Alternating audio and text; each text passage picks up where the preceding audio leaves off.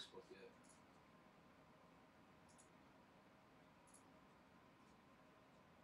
It says it's streaming. Huh? It says it's streaming. Okay, I got it now.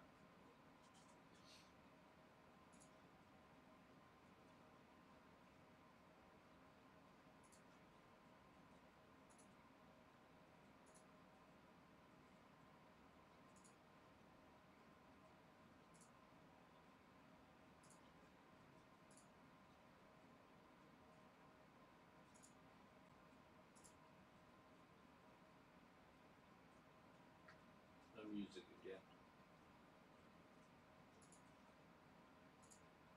We had that last week.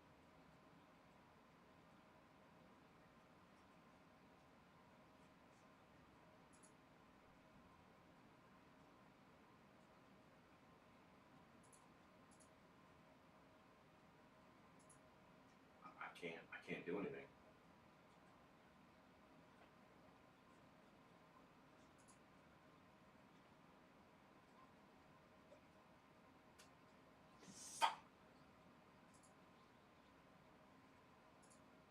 Fucking stressed now. last time. Call Fred real quick.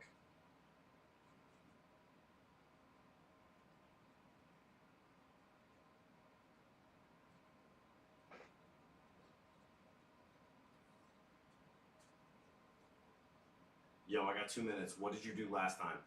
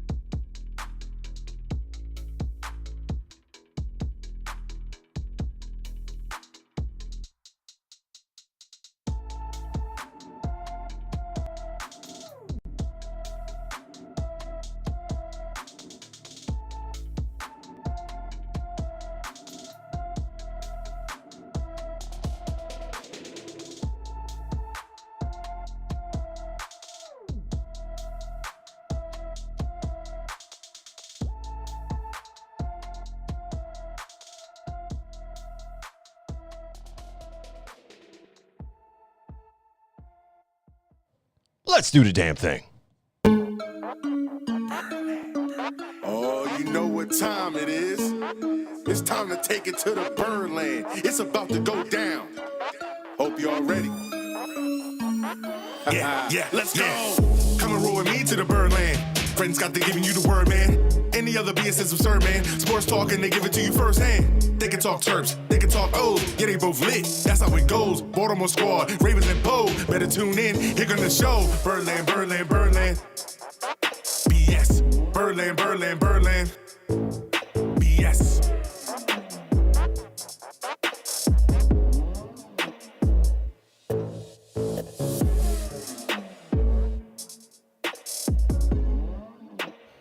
What is up, BSers? What's up? It's all about that BS, baby. We got a great show loaded up for you guys tonight. as this week we are joined by a Baltimore sportscasting legend. I don't know if he'll agree with that statement, but I think he is. To me, we're going to talk Baltimore and focus on the Ravens winning a great game and all around just an overall good week. Oh, yeah, and then we also take the first home matchup with the season with the Ravens, come back to the bank, and we'll see what the Dolphins bring in. Yeah, and we're going to check in on our primetime predictions. We made them our first ones last week, and we're going to see who has bragging rights so far in our ESPN Fantasy Pick'em League. I know that there's a few listeners out there that are beating up on us right now in that league, so it's going to be interesting to talk about. And the Orioles slide into the playoff race after a struggle on both sides of the ball. Yeah, but before we do, guys, remember that team over at MD Crash? We've been telling you guys about them for 2 years now. If you haven't saved their number, put it in your phone already. They've expanded. They've got more lawyers. They're handling a much broader spectrum of cases now. Remember, they can still help you with the custody and family law issues, from a divorce to child support, whatever it may be. But now they're also handling the traffic tickets and criminal cases. If you wind up in a bad spot, make sure you give them a call. Text them 667-220-6500. You can call or text them anytime for any of your needs. And again, that number is 667-220-6500. Get the team at Bowers, Hassan, and Herndon on the case for you. All right, guys, it is time for some Ravens Flock Talk, and we are joined this week by a special guest. I've been talking to him in the background for a few weeks now, trying to line everything up, and we got it lined up. And this week, by video, we're joined by a man of prestige, as far as I'm considered, in Baltimore media. You may know him from 45-plus years in sportscasting. Or maybe it's 31 years that he spent at Fox 45 and Sports Unlimited on every Sunday night. Or maybe the local radio show that he does on 105.7 The Fan. Or if you've had the chance to get down to the Yard up until 2019, you may recognize his famous, I'm not even going to try to imitate you, Bruce, his famous It's Third Down as the in-stadium voice of the Ravens, the one and the only Mr. Bruce Cunningham. How are you doing, Bruce? I'm well. Thanks for not I'm getting up here.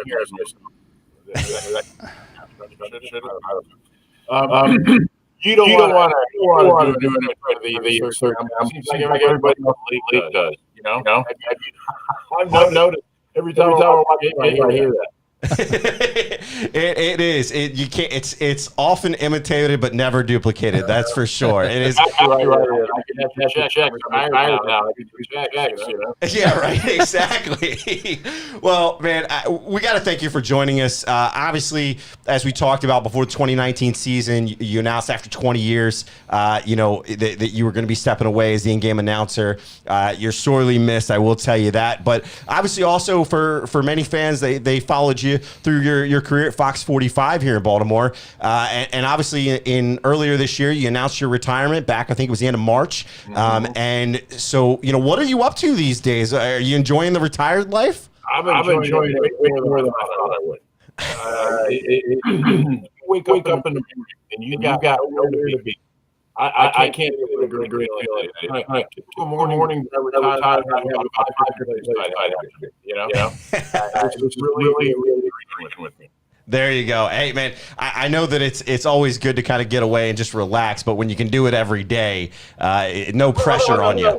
I got tired of getting home at 12:30 every night. Wow. Yeah. I got tired of working weekends for holidays. Sunday, I was able to sit down and watch the Ravens and then turn off over and not have to be back to TV and figure out how we're going to do this or how we're going to do that. That was a simple pleasure, and I really enjoyed that. Yeah, no, that is something that I know that many fans that retire wind up enjoying, and so for you to be able to enjoy it, you're a fan now, and obviously in 2022 for Baltimore, there's a lot of exciting things going on for fans to kind of really dive into each and every week. You're talking an Orioles rebuild that's seemingly going ahead of schedule, and we're talking playoff baseball in September already, which is awesome, right? The Ravens kick off their season. season. A lot of high hopes and expectations on the year. The Terps have a ton of hype this year in all of their sports, from football, basketball, lacrosse, soccer, even baseball. You know, we're seeing the growth of the program. And then you also have, you know, the local star Francis Tiafoe that's in the semifinals for the U.S. Open in tennis. Fun time to be a local fan, isn't it? Yeah, hang on. I'm grabbing it here now. Okay. I think I know exactly what it's going on. I hope so. You got the call. Hello? Yep, I'm here. Hang on. It's going back and forth. That's life. Advanced. My advanced button is not working. No. Still hearing it. All right, hang on. That's okay. I'm going to talk it. And then you work on it. As far as you know, I was so honest. He said we're going to it's going to be bad years. We're going to build an elite farm system that's going to develop talent, and that's exactly what he's done. Way ahead of schedule. I don't understand how they played this far ahead over their heads all season long, especially the pitching staff. What we're seeing now in mid-September is the reality starting to set in. You know, I think most of us realize now that there's not going to be a playoff appearance for the Orioles. And I would hope that fans don't think that that's a failure of some kind. No. And I know a lot of them will. They had a shot to make the playoffs and didn't do it. That's the wrong way to look at this thing. Look how far ahead of schedule this thing is. And there is still talent in the minors yet to bring up. This is an exciting time to be an Oriole fan. As far as the Ravens go, I know a lot of people were kind of upset about that, maybe that first half against the Jets. But you got to remember, none of those guys had played in the preseason, especially Lamar. Yeah. I mean, he's throwing passes into the backs of guys' feet there in the first half and stuff. They came out in the second half and looked more like the Ravens. Sunday will be a real good test. Miami's pretty good. And Miami's kind of, as the old men say, Miami's starting to smell themselves a little bit, you know? Yeah. They are a team that we're going to talk about here in just a few minutes, but they're a team that when you look at them from top to bottom, they have a lot of talent and they're figuring it out in a rebuilding situation. Everybody thought, it's going to be years for the Dolphins. The Dolphins are going to dolphin. Well, they've shown that they're kind of stepping up their game and they're willing to get the guys that they need to. And they're developing the talent. That's the other side that people aren't thinking about. They can go get guys, but it's the development of talent that really plays in. And it's something that the Ravens also, you know, when we look at them, that they're going to continue to try to do as well. You know, I think taking a quick second before we get into the actual Ravens season, one of the things obviously that came out today is that the Ravens are commemorating and honoring former 13-year veteran, 8-time Pro Bowler, 2-time All-Pro, and Super Bowl winning right guard for the Ravens, one Marshall Yanda. That's going to happen on December 4th at the bank as they take on the Broncos. But well-deserved is an understatement, isn't it? Oh, yeah. Now, aside from Ogden, he's the best offensive lineman the team ever had. And they had him for such a long time. I don't think you go too far out on the limb if you predict he's going to go to Canton. He's going to be in a Hall of Fame. I mean, he's that level of player for an awful long period of time. And here's the thing. I don't know how long it's been since you've seen him. He's lost about 150 pounds. He looks like he could play tight end. Well, yeah, he looks like he could. But, I think that's great that he's going in the Ring of Honor, but I don't think he'll stop there. As I said, I think he's going to Canton. I think Terrell Suggs is too. Yeah. And if both of those guys make it, that'll give them 5 from basically the same era. And that tells you how good Ozzie was, doesn't it? Yeah. It really does. You know, he got the nickname as the Wizard for a reason, right? Because he got it down in Alabama when he made all those catches for their Bryant. That too. But I think people up here embraced it when he was able to pull off some of the amazing steals that he did at times. I worked down there before I came here. I was in Birmingham, and I've been to Ozzie's high school. When the Ravens first got here, I made sure he knew that, and we've been like special pals ever since then. You know, there you go. I could talk to him about back home. Ozzie told me one time, and this is amazing. Ozzie and I are around the same age. I'm 64. I think Ozzie might be a year older, and we came of age right as segregation was ending. You know, in the South. Mm-hmm. Ozzie told me there were 11 different things that he was the first black kid in his town to do. Wow. Whether it be play Little League or, you know, go to the school or library or whatever it is, he's got 11 different credits, you know. So that's an interesting thing to live through. And then he goes to Alabama. He wasn't the first black player Alabama had. Wilbur Jackson was. Ozzie came about 2 years later, but Ozzie was the first black player that Alabama really put its arms around, the whole state. Right, and truly embraced. Down there as he is here. They when you go in a Hall of Fame, you only go in once. If you look at the Rock and Roll Hall of Fame, like Paul McCartney, I think is in there 3 different times. He is. I mean, wings. Yeah.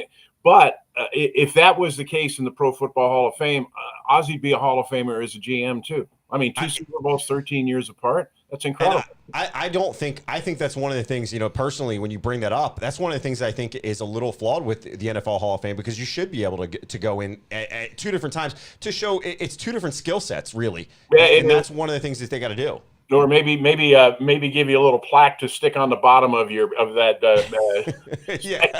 Also a GM that won Super Bowl or something. I don't know, but yeah, just keep the mini placard going, right? It's like the Stanley Cup. Just keep going. Long ago, and to go as long as we did without pro football in this town, and then to get this team, man, how lucky were we? Especially if you look at that mess in Cleveland. Oh yeah, yeah. It's one of those things. That easily could have been us, It very easily could have been us, and I think that's one of the things that we look at as fans, and we appreciate what has come for the Ravens and what we've seen the front office be able to do. And obviously the Ravens, this past 2 years especially, we've seen that shift with Eric DeCosta really stepping into that role. We weren't sure at first, is Ozzie still pulling the strings? But no, right. It's very clear the EDC is making his choices. And he's in a unique situation right now with the fact that he's dealing with a high caliber, high profile franchise player in Lamar Jackson with no agent. And the Ravens want to be able to get a contract extension done. Exactly. How unique of a situation is this? You've been in the business for a long time. 45 years covering sports, all right? I've never seen anything close to this, Yeah. Would you go to court without a lawyer? Of course right. They're ready to write this huge check. But Lamar saw that Cleveland guaranteed a contract, so by God, he's going to get a guaranteed contract too. I mean, that's the way he's looking at it. If he had an agent, this would have been resolved already. Yep. Yeah. The agent would have put his arm around him, said, let's take a walk, and he would have explained to him the facts of life, and Lamar would have taken maybe 165 or 170 million guaranteed. Well, he's definitely about his money. Go ahead, James. Or some of these other players that do on their own. At one point, they had an agent, knew how to handle things, and then took it on their own, like Bobby Wagner when he signed his deal with the Rams. Maybe it would have been good for him to at least, start out with the agent and then go his own way. I'll just say this. You ask any lawyer, and there's a saying in the legal fraternity that a lawyer that represents himself has a fool for a client. Yeah. Yeah. And there's some of that at play here, too. The other frustrating thing about not having an agent is that there's no news coming out of these negotiations. Yeah. It's all been speculation and what people think. You know why? Because the agents are the ones that disseminate the news during a contract negotiation. Right. You have that's the quote sources all the time, and you don't have that in this. That's why we don't know anything. And that's also that's also a tribute to the Ravens front office too, with their hush abilities with everything that's going on. We saw that with Hollywood Brown, that everybody was surprised on draft night, and here they are telling us later that, we had this figured out 3 weeks ago. The fact that everything has been quote hush, and we don't know, maybe there were sources on some of these stories, maybe there weren't, but the fact that you can't get a deal done, it just goes to show you how much that agent is valued, because now you're not doing anything throughout the season. No, you're not. And it's just driving me right up the wall. I'm just glad we don't have to talk about it on the radio for a while. There you go. Here we come again, but you know what? There's a part of me that says, why don't the Ravens trade him? Trade him right now while he's still on a contract, Get the highest value for him is what you're saying. Pay him $275 million guaranteed, or whatever, and trade him. If this is the way it's going to be, I guess I look at it as it's the risk that both sides are taking, right? If something happens this year, he gets injured, he struggles, he's betting on himself right now, and he could wind up hurting himself. But then if he winds up taking us further, or I'd love to be in a Super Bowl with him, but if that happens, now it's going to cost us as an organization. People want to compare him to Flacco in 2012. He did the same thing. He played it out and he bet on himself, and he ended up winning the Super Bowl. Well, Flacco didn't get hit as much as Lamar, despite what we saw last Sunday. Right. He doesn't take the hits that Lamar does. And every time Lamar takes a hit, I mean, it's the NFL. Let's be 100% honest. It's not for long. That's what it stands for. Lamar Jackson isn't standing off on the sideline and not moving during a Wildcat offense. No. It's not happening. It was funny. I was watching that game Sunday, and it reminded me of one of Mike Preston's best lines. I've never forgotten this. He said that Joe Flacco moves like a file cabinet. I like it. Oh, man. Well, before the game, obviously, on Sunday, we saw some of the inactives come out for the Ravens. Were there any for you that surprised you as being inactive on week one? Boyle's the one that surprised me. I guess they felt like they didn't need the blocking tight end, and they wanted to give Lively a look. And, oh, my God, did he stink it up. You noticed you didn't even see him after that first quarter, did you? And no, likely definitely struggled. We'll try again next week. You got to perform. But Boyle surprised me quite a bit. But I think that was to get number 60. Why can't I think of his name? The veteran, the linebacker, number 60. Played great in the preseason. You want me to call up the roster? Urban? Huh? Urban? No, not Urban. Number 60. No. He played great in the preseason. They couldn't keep him. They put him on the practice squad. Well, they activated him just before the game Sunday. And I'm pretty sure that Boyle had to sit down so that they could get that roster spot. But that's the one that surprised me. The other three didn't surprise me at all. I mean, look, what's the point in rushing Dobbins back? He's a quick twitch guy. You got to make sure that's 100%. And Stanley, I got a bad feeling about Ronnie Stanley. I truly do. I'm not going to say I wonder if he's ever coming back, but I don't think he's coming back anytime soon. Yeah, I think when you look at what's going on there, you can't not be worried about all this money basically going down the drain at this point. Let me give you three facts here. Fact one, he broke the ankle. Fact two, he tore ligaments in the same injury. So he's got a broken ankle and torn ankle ligaments. Fact three, he's not getting any younger, and he hadn't played a football game in 3 years now. I don't know that he's going to be part of the future around here. I really don't. Our chat room is helping us out, by the way. It's Means. Thank you. The chat room never lets you down. They never let us down. No. Yeah, I don't know number 60. He's my favorite, boy. I think, overall, I would agree with you with Nick Boyle being the surprise there. I think with all the hoopla that was made about JK and that whole situation and the reports and him coming back and then them making him active off the PUP list not for long after that, I think that was a little bit of a surprise, but I think that they had to have had some type of conversation with him to say, slow down, we're going to need you for the long haul. Probably. And they also needed to get Means in the lineup. And it was a good move, too, because he played pretty well Sunday, if you noticed, even though you couldn't think of his name. He had a nice game. And the Ravens are going to find a way to keep him on the roster every week. And I don't know if that means, juggling or whatever, but they're pretty good at that. And Harbaugh is also pretty good about the snow job leading up to the game, too. I mean, thinking Dobbins might play, didn't he? Yeah, no, they are so he knows how this stuff works. They're good with the cloak for sure when it comes to that type of stuff. But obviously, some of those guys that we mentioned, coming back from injury. Yeah. Let's talk about the game. The Ravens have had the worst luck with injuries between last year and it's starting early this year. I think last year was a total of 25 or 26 players that wound up being on the IR last year, and now you're already at 6 as we see Juwan James go down with the ruptured Achilles, and then we also see Baltimore's own newcomer Kyle Fuller go down with the ACL, and both players put on the season-ending injury list today. Do you worry at this point with the Ronnie Stanley situation, the Juwan James now going down? How worried are you at left tackle here? I'm terribly worried at left tackle. Macari is a good left tackle, but Macari is also your backup center, and he's got a bad back. That's why they were able to keep Macari around and give him a contract, because you don't have to pay him very much because of that back. He's IR waiting to happen. He really is, but I think he's a great player. They had 2 Pro Bowl left tackles a couple years ago, didn't they? And they traded one of them away at 25 years old. They don't make very many bonehead moves, but that was one, But I can see why they made it. I mean, Stanley had been signed long term. He's going to be your left tackle.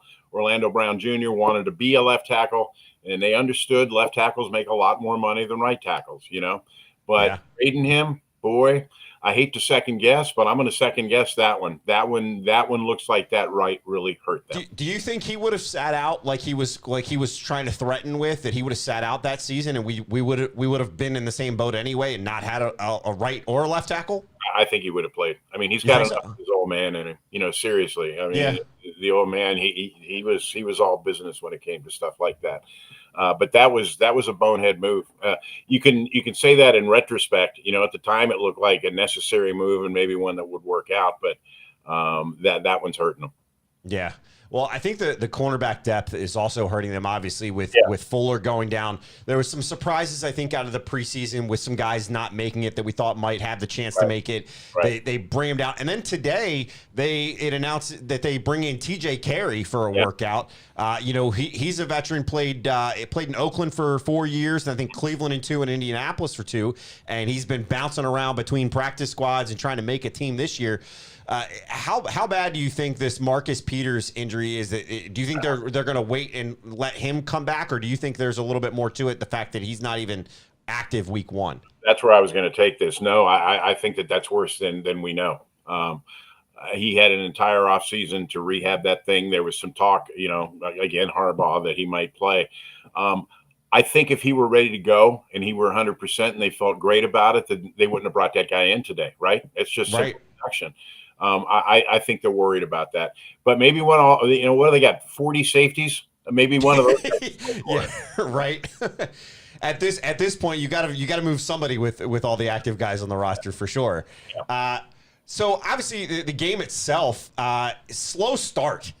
Well, four out of the first 7 drives are punts. The starters hadn't played. Yeah. I mean, I get it. That's the thing. Look, the NFL is the king of the copycat leagues. If one team does something, everybody's going to do it. So the Ravens got in the long line of teams that aren't playing starters in the preseason. Well, you know what? You're lucky you open with the Jets. What if you've been like the Steelers going to play the Bengals, and your starters hadn't played at all? They look like crap in the first half, especially Lamar. Hey, we got a kicker that can kick those balls and not worried about that. Well, there you go. That's why they keep giving him contracts. I hope they keep him here to the end of time. But I'm tired of relying on him. That's for sure. Yeah. No, that's you're not wrong in that. We've talked about that on this show, and James, you've brought that up about the fact that we rely so heavily on him at times. We rely on him, and then sometimes when we should use him and put the points up, we don't. But hopefully, we learn from that. Yeah.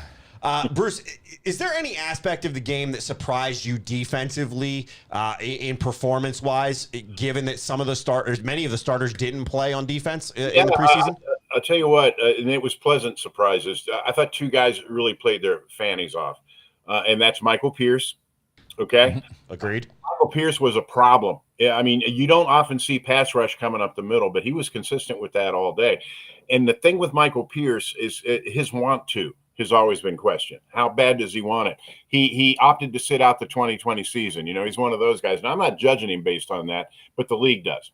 Right. For him to play 4 quarters the way he played Sunday was terrific. And here's another guy that had a great game, and nobody's talking about it. Patrick Queen. Yes. He was all over the place. He maybe the stats didn't pile up, but he was in on just about every play. I thought both of those guys looked great out there. I agreed on the Queen thing. He played every snap on D, and he had 3 QB hits with half a sack, 8 tackles total. To your point, he's thriving in this Mike McDonald-led offense. And also, he said he played a little bit for Ferguson, in memory of Ferguson. So good. Well, he doesn't have to be Ray Lewis anymore. Well, that first year when he came in, man, he's the new Ray Lewis. He's the #1 draft pick. He played at LSU. It took a while to get out from under that. And now I think he's playing like Patrick Queen, and maybe he's not worried about being Ray Lewis again. Because guess what? Ray Lewis, you're never going to see another one of those. I remember a year. We took the train up to New York for a preseason game, and I got a chance to sit next to Marvin Lewis, who was brand new as defensive coordinator. He'd been linebacker coach in Pittsburgh. If you remember in '96, that coaching staff came down en masse from Cleveland. They fired Belichick, but Art said to the assistants, every one of you guys that wants a job in Baltimore, you got one. So they all came, except for the defensive coordinator. They went and hired Marvin. The defensive coordinator, by the way, was Nick Saban. That's the talent level. Kirk Ferentz was on that coaching staff that first couple of years here that moved from Cleveland. How long has he been at Iowa now? 30 years, something like that. But I got a chance to sit next to Marvin, and of course he was scared to death because he never really dealt with the media much. But we just had a nice conversation, and I said, "Tell me about this rookie. Tell me about Lewis." And he said, "I never seen anything like it." I said, "What do you mean?" He said, "Kid wants to make every single tackle." And you know what? He played that way till the end of his career. Yeah, he was a guy to be reckoned with, and he was a student of the game. Yeah, and that's one of the things that is, unremarkable with guys like him and Reed, and you don't get, unfortunately, a lot in this day and age. We just got done talking a few weeks ago about a quarterback that we were hearing rumors of his contract it being built in that he had to watch so much game tape because some of these guys just think they can come out and do it, and it stinks. But yeah, I think to your point, Patrick Queen is really thriving. Michael Pierce looked good, and overall, the other two guys that kind of stood out that helped those two guys do well is the Justins. Justin Houston and Justin Madubuike both had pretty good games in this. Yes. And even late, Broderick Washington. Yeah, that defensive front really played its ass off. It really did. And I hope it can continue because that's something I wasn't expecting from this defense at all. I thought it was going to be the typical Tony Siragusa, tie up three offensive linemen, and let the linebacker run east to west. But no, I love what I was seeing, and that's got to be McDonald. That's got to be his influence, Well, and all that allows the secondary to do what they do, and we see Marcus Williams in his first game get an interception, and also all over the place with 12 tackles. Even when they were targeting him, they weren't getting big gains. It's money well spent, obviously, but I'll tell you one thing about the 12 tackles. Something Ted Marchibroda taught me. He said, you don't want your safety leading you in tackles. This is true. He said that means bad things happened, So I'm just saying, I would rather see the linebackers pile up the tackles than the safety. But yeah, he did. He played a great game, and he's going to be a good addition here. He's a Raven type player, Yeah. Oh yeah. Yeah, no, he has that mentality to go get him. He truly, you can see it, and you're hearing it from everywhere that he plays like a Raven. He embraces that, which is great to hear. I love playing like a Raven, and I'll tell you why. You know who played like a Raven more than anybody that ever lived? Who's that? Ben Roethlisberger. I don't disagree with that statement though. Play like a Raven, be tough, get Ben Roethlisberger. I don't agree with that. I don't disagree with that statement. I think it makes sense. Yeah. Before we let you go, I know we're going to let you go here in just a moment. I wanted to get a quick look at the offensive side of the ball. Yeah. And what stood out for you, because obviously they got that slow start, but we did see some good connections with Bateman on that 55. He wound up actually throwing it 60 yards because he was back at the 35 when he threw it. And we see them also connect up with Duvernay, who had a great game, gets one of the game balls, 4 receptions, 4 targets, 54 yards, and 2 TDs. For you, was it good to see the Ravens wide receiver core do this? And did it take away some of the question marks about that core? Possibly. The thing about Duvernay is I really hope that this helps with his confidence going forward. It's never been an ability question with Duvernay. He's got great hands and he can run, In the NFL, Lamar told me after the Hall of Fame game when he first played, he said, it's kind of a special moment when you realize that the stuff you do works at this level, And I think that this game against the Jets for Duvernay might have been that moment. At least I hope so. The concerning thing about the offense, though, how did the Jets take Mark Andrews out of the game as completely as they did? Yeah. The reason I asked that question is everybody in the league is looking at that game tape now and asking the same question.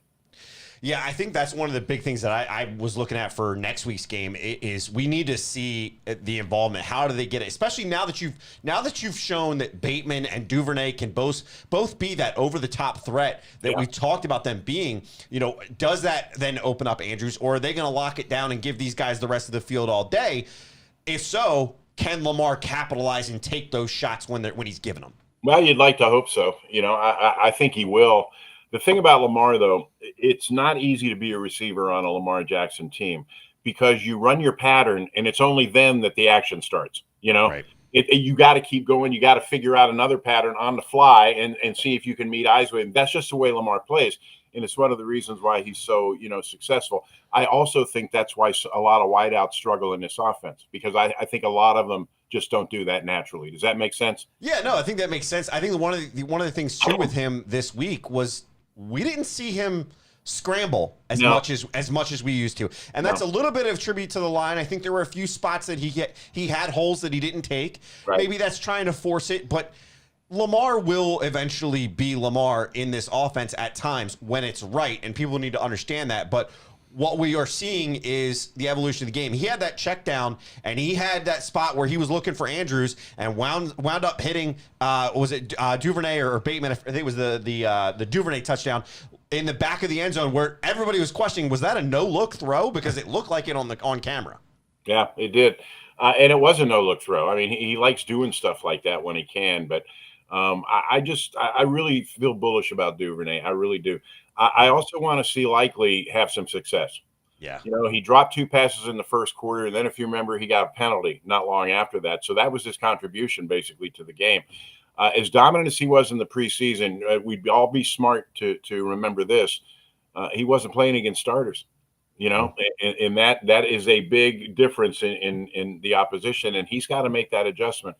Professional sports is all about making adjustments. Now, that's one thing that playing at Coastal Carolina might work against him. He hasn't faced top-ranked talent yet, and he's going to do it now, and he did it last week, and it didn't look so good, did it? No, he definitely struggled. He had some opportunities that he missed on it. It was on him. It wasn't on Lamar. Like I said at the beginning, man, he went and took a knee somewhere because we didn't see a whole lot of Isaiah Likely after that, did we? No, we didn't. We didn't at all. Well, obviously, go ahead. No, before we get off, I just wanted to say something at the end before we get. So when we get done or whatever, I just want to ask Bruce something. Yeah, I just got one more thing, which was simply Bruce. Obviously the Ravens coming home, taking on the Dolphins at the bank. First of all, will you be down there? Or are you gonna sit at home and watch the game at home and enjoy it like you said? Sit at home and enjoy it. There you go. Listen, I've been to all the games. You know what I mean? And I want to get some butt time on my couch and just see what that feels like. A comfy seat, right?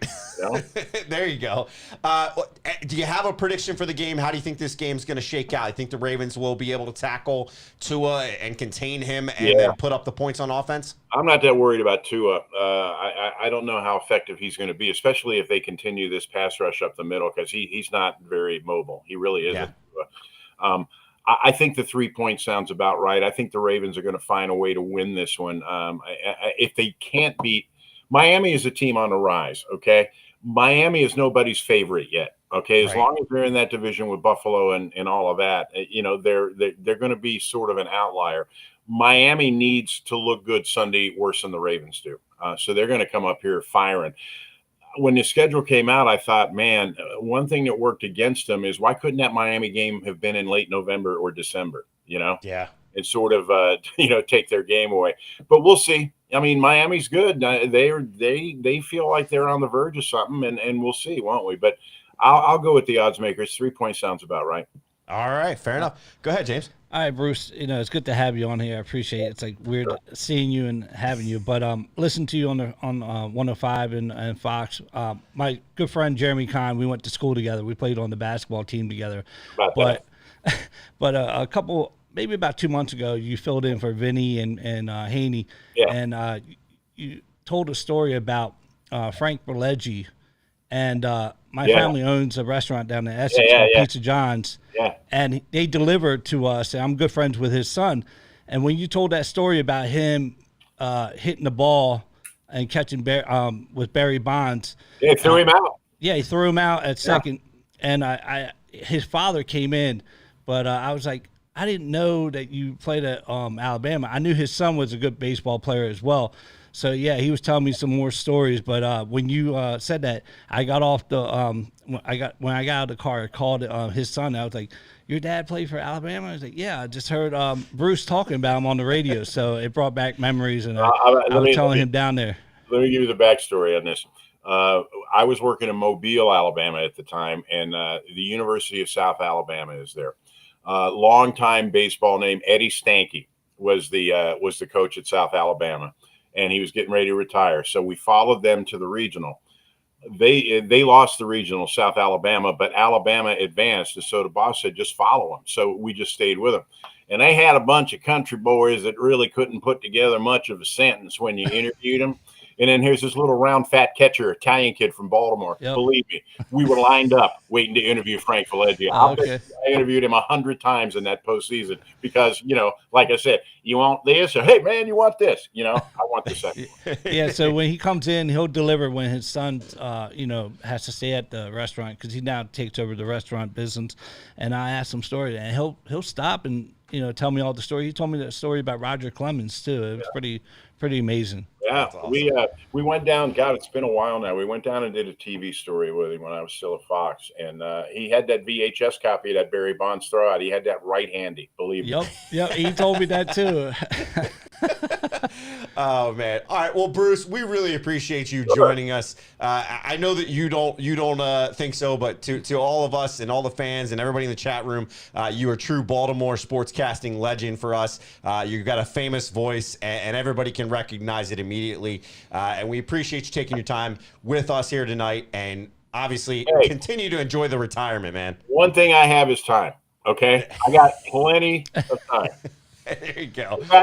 My wife gives me a hard time. I have forgotten what day it is at times. There you go. And listen, you guys are young. You can't identify with this yet, but I just want you to understand just how sweet that is when you forget what day it is.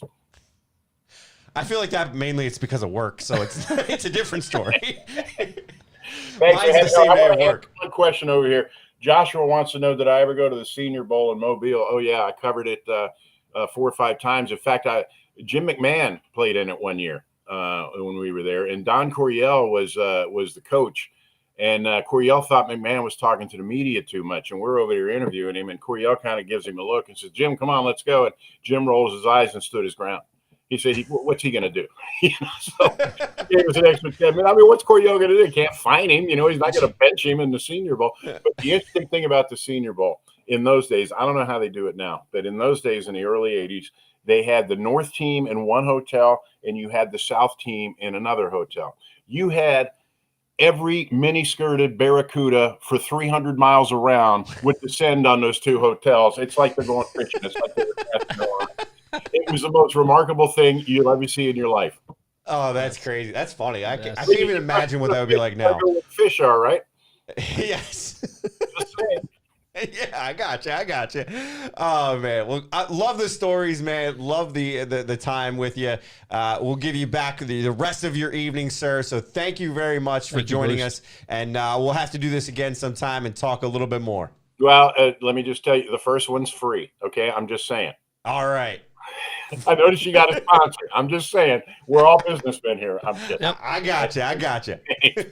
Thanks for having me. All right, thanks, Bruce. Oh man, what a great interview with the one and only Bruce Cunningham. Got to thank him for joining us and talking some Ravens football and just Baltimore sports in general. Obviously, you guys have all heard him on 105.7. He is full of stories, and he really is a great personality. And like I said, I know that he doesn't truly believe it or doesn't pay attention to it, but I think we all can agree he's a true sportscasting legend here in Baltimore. So kind of wanted to take a step back at some of the things that we were talking about. I know that there were some comments going back and forth. I think obviously some of the things that we talked about on the defensive side of the ball made sense. Offensively, the pass game, it definitely got a late start and it looked rusty, right? It got rolling in the second half as Bruce alluded to, but it really, you have to kind of take a step back and say, you want to see Lamar and you want to see him at his best. Mm-hmm. And he came out after and said he felt a little stiff early on. Yeah. It wasn't just the preseason. We said, oh, they'll be ready. Well, game speed is different than practice speed. Yeah, and not getting in there and getting some reps, that hurt. And like I said, I wish they would at least play at least a quarter in one of them. But, it is what it is. The injuries that happened last year, they don't want to, take a risk. But you can clearly see it in week 1, not with just us, other teams that rest their players. So Yeah, no, it was across the league, and we'll talk about that a little bit later. But again, that connection to Bateman at 55 yards, that was a thing of beauty. yeah, You got to admit, right? Like he was back there, 35-yard line, throws it down. The ball leaves at the 35-yard line and lands at the 5-yard line. Hit him in stride. He did have to turn back a little bit. So if you're going to be nitpicky, like he had to turn back a little bit. He didn't quite hit him in stride, but he was wide open. And that's what we wanted to see. We want to see him be able to take that over the top threat when it's there and put it there. And I think he proved it. He can do it, and the arm strength is there. It's not a question. No. I'm tired. Like people that talk about that he can't throw, it's a different story. This is a guy that has had the ability to throw all of his life. It was the fact that everybody would focus on the running side. everybody throws differently. You can see your Aaron Rodgers, you can see your Peyton your Manning Allen. threw ducks for the first few years, and really his whole career. But Yeah, and he even says it too. That they're not the perfect spiral, but it gets there. right, Tom Brady getting towards the end of his career, getting rid of the ball quicker than when he was younger. So everybody has a different way of throwing it. Lamar, it's not that accurate, but he gets it there, and other people expect him to run more. Yeah. And then they talk about him not running more, which what National do you want? Who was it on national media that said that today or yesterday? It was Michael Irvin. Irving. Yeah. I need to see him run more. What? Why? Look, I get what they're saying, but the problem is it's one game, right? If that was the collective, if that pattern happens every game the entire season, I'd agree. We're not using him to the best of his actual technical abilities, right? But it's one game. And it's one game. You're not trying to go out there and have him get hurt the first game. Mm-hmm. You're letting him sit in the pocket. He did scramble a few times, Yeah. right, and looked fine. To Bruce's point, he did take a few hits in this game. Did get sacked twice. I think at times we've talked about it. We all say he gets hit, and I think there are times where he does take more hits than he needs to, because he's trying to get the extra yards. Yeah. But there's also a lot of times where we've talked about he's running out of bounds. Now, he didn't necessarily do that in this game, but I think overall it looked good. I think, 17 of 30, 213 yards, 3 TDs, 1 interception, sacked twice. Not a bad day. But he'll get comfortable. It'll come around. I think also, he mentioned Pat McCarry coming in. And he said Pat McCarry's he's the left tackle right now. He's the backup center. He's also a backup guard, right? We know Pat McCarry is so flexible. I know that there's the back strain and the back issues, but overall, I think Pat McCarry came in and did a pretty good job as a backup, and now looks like he's probably going to be thrust into a starter situation. Yeah, or if they bring someone in, I don't. And that's what we talked about before the season started, about how they released Phillips. Yeah.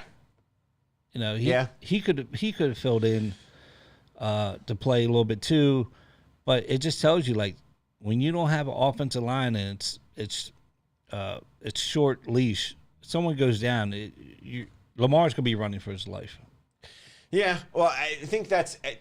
I don't necessarily know that he's going to be running for his life. I think McCarry does a serviceable job. The problem is if you have one more guy go down on that line, that's when I think he's going to run for his life.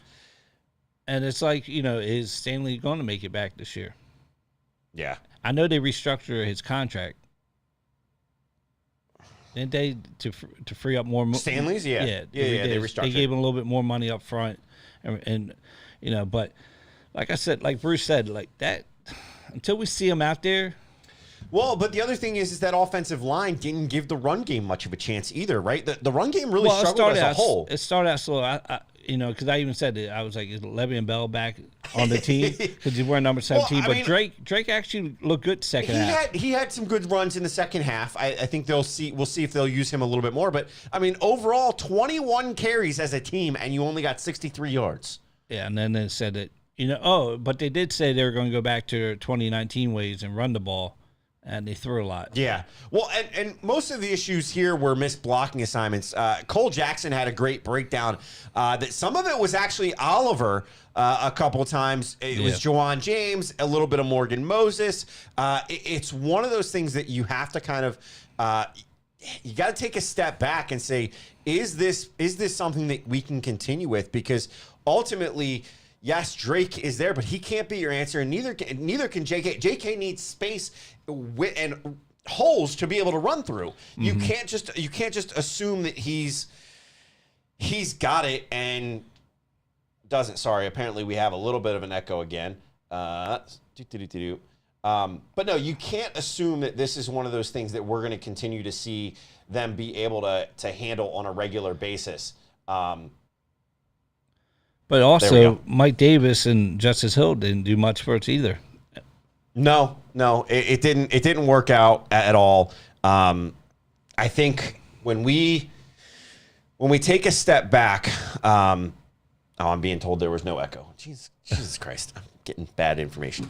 No, but anyway, I think it's the one thing that we need to see is more schemed runs that aren't the running back. We need to see the Lamar schemed runs. Like that threat provides the openness down the field. It provides the openness for your running back to find the hole, because then they've got to have the spy on Lamar. You have to have a spy on Lamar the whole time. There were times in this game where they weren't spying Lamar, and there was a hole, and Lamar wasn't taking it because he did have an open receiver down the field. But at the same time, you got to take those at times. I know it's a double-edged sword, right? Because sometimes he takes it, he only gets 3 yards versus throwing it, hitting an open man, and you get 10 yards. And like I said, being week one, sort of like their first preseason, this week coming up, it's going to be a bigger test. And that's why I'm hoping that we get an all-around Lamar. Like, you see him run, you see him throw. But second half, he looked good. He looked like, what we all expected,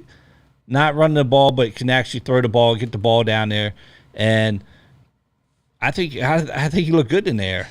I agree. He looked good in the air. It's one of those things that it's going to take time for us to continue to see that and continue to see the evolution. And these guys have to stay open. He talked about Andrews being shut down in this game. Yeah, we need to see it. Well, I think that was a big problem because the run game wasn't there. No, it wasn't. All right, so we've got another guest calling in because he couldn't be here this week. He's calling in. Fred, can you hear us? Maybe not.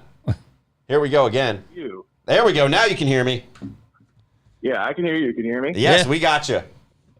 All right, man. First off, great interview with Bruce, man. The golden pipes that is Bruce Cunningham. That guy, you could pick him out of a crowd with a voice like that. Well, everybody didn't see it, but I was doing that intro, and he's sitting there like shaking his head like no, and I'm like yes. Yeah, Bruce has never been a me guy, but man, I tell you, when that guy speaks, you listen. It's just great personality, great insight. It's been doing it for a very long time. So appreciate Bruce for taking the time to join the show. I'm really upset that I couldn't be there tonight. I had some work things going on that I couldn't get to until now. So, but it is what it is. But you guys crushed it with the interview. I know the echo thing was throwing you off a little bit early, Scott, but other than that, man, things went good. Yeah, there's a certain button we have to hit when we have somebody on the video version, and we always tend to forget it until the last second. And I was like, maybe it's his audio, but I don't think so. I'll figure it out. I did it last week, so it is what it is. Oh, but man. Yeah, man, just let's talk a little bit about this game, because you guys were talking about the run game, and as you mentioned, man, shout out to Cole Jackson, because he does a phenomenal job on YouTube. He's got his own channel now that he'll break down offensive line film. And this was like the first week that I really got a chance to watch the video breakdown, and he showed what it was, because it's real easy when you're watching the game to put the blame on the running backs and not being able to find holes and not being able to take advantage of plays. But when you really watch the plays break down, and there were about 9 different plays that he broke down. And in each one of those plays, it was one person that was missing an assignment. A couple of times it was Josh Oliver. And I know Bruce had mentioned his surprise player that was inactive, Nick Boyle. Yeah. I mean, that plays a large part, because Josh Oliver primarily is a pass-catching tight end. And you've already got a couple of those guys active on the roster that day. So not having a Boyle immensely impacts the run game, because couple missed block assignments, and you're talking chunk yardage. You're talking 20, 30 yards at a clip, and the entire game changes. The drives extend. The defense isn't on the field much. Patrick Queen isn't there playing a million snaps like he was in this game. Like, it has a trickle-down effect. So, not having Nick Boyle out there is big. And, Eugene Monroe, who's the new guy out of from the Jets, in a new offensive system, he missed a couple assignments as well, or was a little late on a few assignments. So it's going to take time for this unit to gel together. You don't really have, other than Zeitler, you don't really have that leadership on the offensive line. You got a rookie in center in Tyler Linderbaum, who struggled in this game a bit, but anybody would with Quentin Williams. I mean, that guy is an absolute monster. It's a great idea to go first a game against him, right? Right, exactly. But hey, just remember, you and I are $100 richer because of this guy. We are $100 richer. I want to make sure that I keep reminding James of that. Yeah. No, I mean, this team is predicated around the run. Lamar kind of picked and chose his battles as far as how much he ran, and that's what Lamar's going to do. When Lamar in the defense presents opportunities for him to take advantage and run, he will. We just didn't see a whole lot of it in this game, and we saw him take a few deep shots down the field, and he was very efficient with those deep shots and got 3 touchdowns that ended up being the difference in the game. Yeah, I think when you take this offensive line and you look at it as a whole, we talked about it with Bruce. Jawan James going down, it's gonna hurt, because to his point, either Macari's got to start or you've got to find something else, because Macari's the guy that you're depending on in 2 other roles anyway. Right. So, what are the Ravens going to do here? Obviously, we saw them bring in a cornerback here to try to make up for the Kyle Fuller situation. But do you think they wind up addressing it through guys that are cut or through the practice squad? Do you think they are just going to go with Macari here? I mean, I think they're going to go with Macari, because if you watch the game, Macari was the better tackle. Uh-oh. We lost Fred. Is where he kind of looked a little lost. But again, he's playing left tackle since high school, so that's kind of to be expected. But not having Jawan James and having Macari step in, he didn't miss a beat, but to Bruce's credit, it's a guy that's got back issues. And back issues, I mean, I've dealt with them for a good portion of my life. Like, those things can flare up at any time, and they're very unpredictable. So you need to have an insurance policy behind him if he's going to be your everyday left tackle. And right now, I mean, they don't have a whole lot of options. They've got David Sharp on the practice squad, who they'll more than likely elevate so that they have some depth there. Mm-hmm. Like James had mentioned earlier, they got rid of Phillips, right? So maybe, I don't know if he signed with anybody else. Maybe they revisit bringing him back just because of familiarity, and they can kind of plug and play him right in. That's what the chat is saying right now, is they don't know, was he picked up by another team? I'm not sure if he was picked up by another team or not, but to that point, if he's not, why haven't we heard he's here, right? Like, exactly. Why haven't that come out yet? I mean, we'll see. I mean, you know how the Ravens are, like you talked about earlier. They're very hush-hush in everything that they do. So we'll see what happens. I mean, I think that would be the path of least resistance for the Ravens. It doesn't excite me. I mean, there's a reason that the Ravens let him go, right? He hasn't been a very good tackle. We talked about he was much better inside, but listen, there's not a ton of talent when it comes to offensive tackles that are just available hanging out on the couch. That's what we talked about. All right, so obviously we've talked a lot about the game and the good and the bad and the ugly of the game, right? But obviously now the focus turns. It's Tuesday. The focus has turned to this Dolphins game at the bank on Sunday. You've got a team in the Dolphins that everybody, has written off for the past several years, right? They've had a few good years here or there.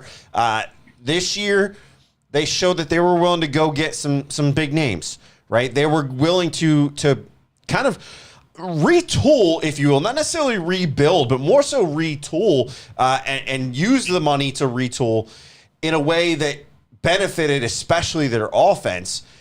You've got a team that finished third in the AFC East last season at 9-8. Okay, what are you looking at going into this game? I mean, the main thing is going to be, how does the secondary stack up against their offensive weapons? Obviously you lose Kyle Fuller, which is I think, more of an issue than I think some fans realize, because Marcus Peters' health is still in question. I know you guys talked a little bit about that, right? Yep. So we don't know when he's going to be back. They did draft a couple corners in this year's draft. We haven't seen them other than, a few snaps and whatnot in the preseason. We don't know what they look like yet. Ardarius Washington is a name that I think makes sense for them to bring up. He's kind of that, I can play the slot, I can play safety, I can kind of play wherever you want. He's a little undersized, so maybe we revisit bringing him up from the practice squad. But that's the biggest challenge. I mean, you got Tyreek Hill, who's one of the most dynamic wide receivers in the game. They went out and spent a boatload of money on bringing in. Jalen Waddle, who's one of the, I would say, tier 2, tier 3 young receivers in the league right now. I'm not going to put him in the Justin Jefferson or Jamar Chase class yet. I mean, he's got some ways to go before that happens. But so they've got weapons, and you can't forget Gesicki as a tight end as well. Yeah, they're a very formidable offense. I think between the secondary and the continued improvement with the pass rush, that was one of the things I was really pleasantly surprised. I know you guys talked about it a lot. The defensive line, the front seven, how good of a game they played. Justin Houston, a little 10 years younger. Odafe Away got pressure, but he couldn't get home. These things excite me. So that's what it's going to be. It's going to be, can the back end of the defense hold up against these big play targets long enough for the pressure to get there? Because the Ravens offense, talking about on the other side, the Ravens offense got their tail between their legs against this team. I mean, they got shell-shocked in Miami the last time Lamar played against the Dolphins. Zero blitz. And cover they zero. Cover zero the entire day. Well, has Greg Roman opened up the vault enough to find something to beat a cover zero defense? Yeah. We'll see. Well, I mean, the other thing, James, we were talking a little bit before the show. I mean, they've got a new head coach here that's got a history. I mean, former offensive coordinator under Kyle Shanahan with the Niners, right? Got his start under his father, Mike Shanahan, in Denver as the interim head coach. And then, he's kind of a weird guy. I thought he was Mark Anthony's brother or something. I think that might be true, but no, yeah, he's more of an analytical guy. He's a bit of a dork. He's kind of a pencil pusher, but listen, you see what's happening in pretty much all professional sports is everything is kind of going analytic. Yeah. You don't need muscles like to be a head coach. This is true. Yeah. Well, James, do you think that the win against the Patriots, they beat the Patriots 20-7. How much of a confidence booster do you think that is for the Dolphins? It's a little bit big due to Belichick is the head coach. If it was anybody else, it would have been like, all right, on to the next one. But for them to get that win the way that they did, they look good, and speed kills, and they have it. So, well, Miami's also historically had Belichick's number and the Patriots' number. The past several years, they've had some close games or some big wins. Come on, guys. Come on. The I know it's not the Patriots of the Patriots. Offensive coordinator right now. They got a defensive guy running the show. What are we doing here? I know. They don't know who's running it. But that's the problem. I think for them, it's just coming out and throw. I mean, threw for 270 yards and a TD. You talked about these offensive weapons in guys like Waddle and Hill.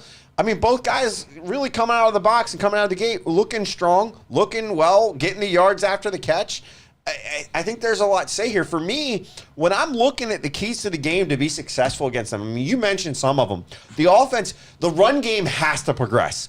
We cannot have a 21 carry, 63-yard game again. It can't happen. Yep. Because you're gonna have to extend drives. You're gonna have to keep the clock moving.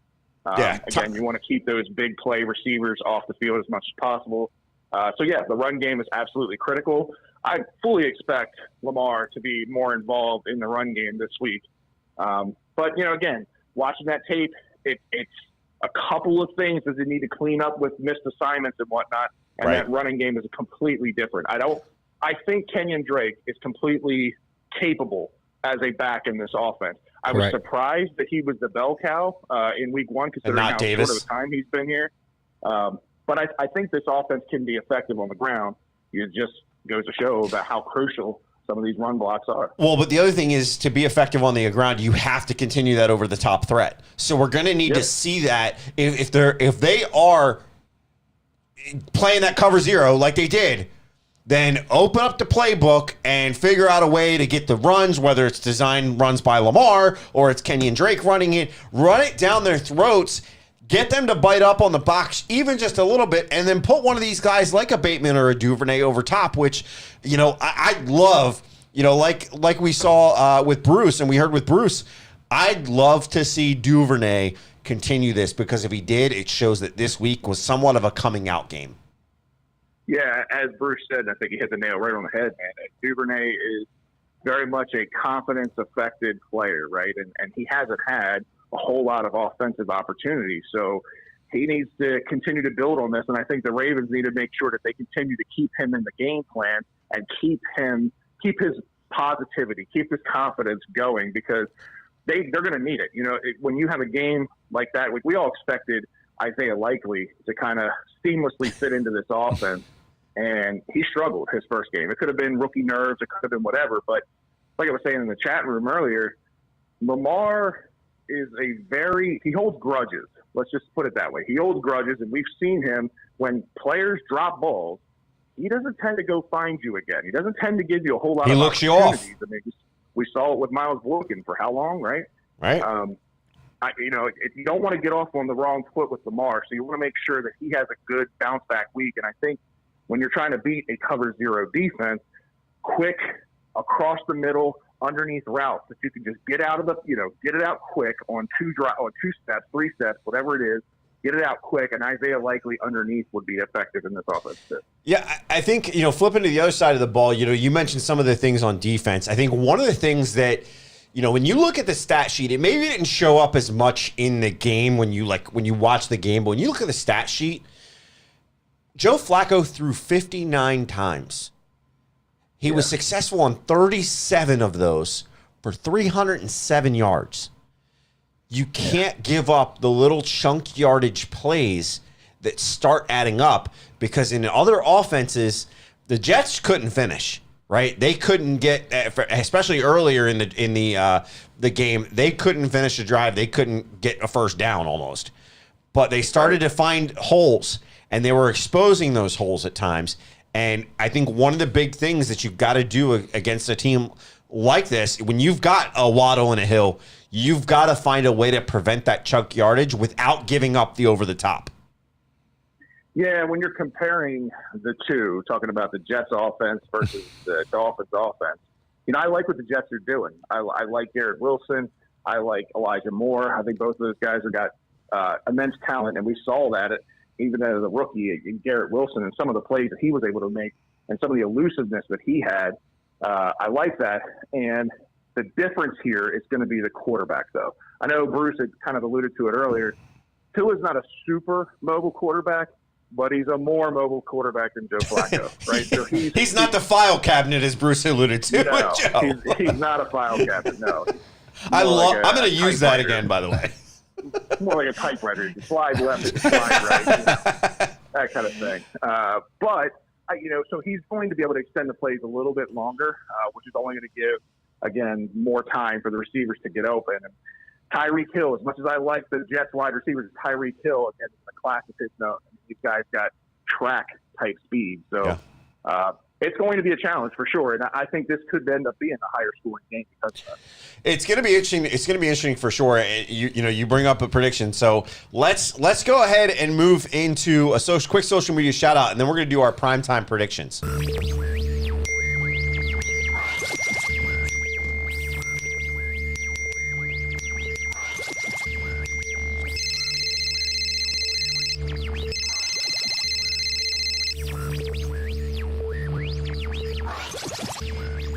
All right, our prime time, or not our prime time predictions. Our social media shout out, quick social media shout out. Stephanie Summers, first in the room. We got Chuck right behind her. Chuck, you've been beat. Sorry, buddy. We got James. James, you were in the chat room. What are you doing? Yeah, I was just saying hi to everybody since I had my normal spot, so I had to at least say hi some way, shape. Yeah. We got special shout out to that Be More Tuber guy. Yeah, right. Steve Monet from Glen Burnie. We've got Jacob Paul, Drew is in the house. I know he's feeling under the weather, which is why he's not here tonight. Travis Whitfield. Let's see. Justin Marshall's commenting in there. Be More Tuber. This Be More Tuber was talking a lot. He's doing a lot of talking. I know. Nick Short in there. Surprised no AB talk out of him. We have wide receivers, and he wasn't talking about AB. Joe Carlozo. Yeah, Joe Carlozo, Joshua, Khalil. I also know that I saw David Kruger in there. Let's see. Who else do we got? C Iron Addict in there. Appreciate you joining us again, as always, buddy.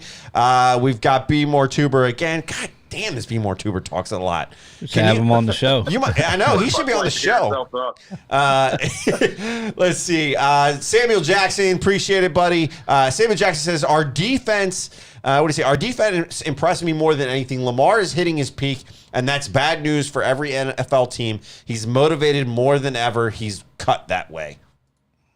I mean, I think that's spot on. Lamar, considering he didn't take a single snap into preseason, considering he didn't play 6 weeks of the final 6 games of the season, it's been a while since he's played football. And I told you, I thought the game would be sloppy because, again, a lot of the starters didn't play anything in the preseason. Yeah. I thought Lamar held his own. Those deep shots limited the mistakes. So, overall, I mean, I can't be disappointed with anything Lamar in the offense did, really. No, you can't. So, Steve, Sherry's out there. Appreciate you, Sherry. Let's see. I know that I think I saw a Deet in there as well. Jamal. Trying to literally get you guys have been chatting it up tonight in here. Appreciate it. There's a Jack in there. Yeah, there's a Jack in there. And Garnett. Niner in there? Would you call him a yeah, right? Garnett West. James, I love that mustache, bro. Love it. Hey, Fred, not to get off topic, did you see any of the stats for the Ohio State game? I did not. Marvin Harris Jr. had 7 receptions for 184 yards and 3 touchdowns. Now, I'm not an Ohio State fan, but if he's just like his father or better, whew. Yeah, sky's the limit for that kid as a freshman. I mean, he looks good, dude. Yeah, he does look good. All right, time for primetime predictions. All right, look, primetime predictions are back. You guys shared them last week. And look, real NFL football is back. Well, kind of, because this past week was a weird-ass week. We all know that in the NFL. But what a start. We had a divisional tie, a bunch of doinks in an AFC North matchup with kicker. With the, quote, second-best kicker, he doinked a few off the crossbar and missed a few wide left, wide right, and then put one off the upright. Did not have a good game. And who would have thought the Browns kicker was going to do well, right? I mean, that guy's got a leg. I mean, that's one of the things that, that's one of the reasons that they drafted him. The dude's got an absolute boot. And he kind of played a little bit of a fade there to win, like a golf shot, a little fade in the upright. He does it right. He does it right. He doesn't rape somebody in college, right? Oh, Too soon. No. Too soon. No. All right. So let's get into everything. Before we actually get into our physical predictions, I want to take a second and talk about our ESPN Pigskin Pick'em League results after the first week. Please don't turn to page 2. First off, we had 47 people join, so appreciate it, guys. What I did actually this week was I went ahead and locked the league, and I went ahead and turned it private so everybody can see who everybody is. Appreciate all of you guys joining. First off, Drew, right now, of all of us, Drew is in 6th place. He's doing the best out of all of us. He's 10-5, but his wagering of points hasn't really helped him because he's only got 74 points. He says, thanks for nothing, Denver. And then I'm in 9th place at 8-7 with 72 points. James over here in 33rd with 9-6 and 56 points. So a respectable pick. You just didn't wager the right amounts. And Fred, 38th out of 47 with 7-8 and 48 points. Shout out, I've got to put it up on the screen here. Shout out to our top 10 here. We've got Fear the Turtle, which is Alex Devon. He is 11-4 with 106 points. He had a 99.9, right? 99.9% percentage rate on that. He had a max chance at 136 points. So good for him. Your buddy Joe Reinhardt in 2nd right now at 9-6 with 89 points. Buddy of mine, Jason Torgerson, he's 9-6 with 82 points. WVU fan Larry Adams is 8-7 with 78. And rounding out the top 5, the one, the only, Steven Sievers. The real one. Fuck you, Steven Sievers. Exactly, the real Steven Sievers. He's 8-7 with 75 points. But it's great to see all you guys out there. And these picks are pretty good. You can see the stats up here. We've got some people. I've got the top 10, technically 11, because your boy Matt Talley, who was on the show last week, he's tied with the 10 spot with Christy. So we'll see how this goes. But pretty good week so far. I just want a winning record. That's all I want. I don't care about where I come. I just want a 500 record. Hey, there you go. There you go. All right, so let's take a look at our actual primetime predictions, because as we said, the picks that we make on this show are going into that pick'em league. So last week, Fred, you went 2-2. Mm-hmm. I went 3-1. I was the best out of us. Drew was 2-2, and James, Mr. Winner last year, 1-3. Well, it's just like preseason. Fred, do we need to go back to the 40-man roster with your 7-8 record over here? Oh man! Hey, well, give me that pick to click though. I think I got that. Yeah, he got the pick to click on the Ravens and Jets game with 4.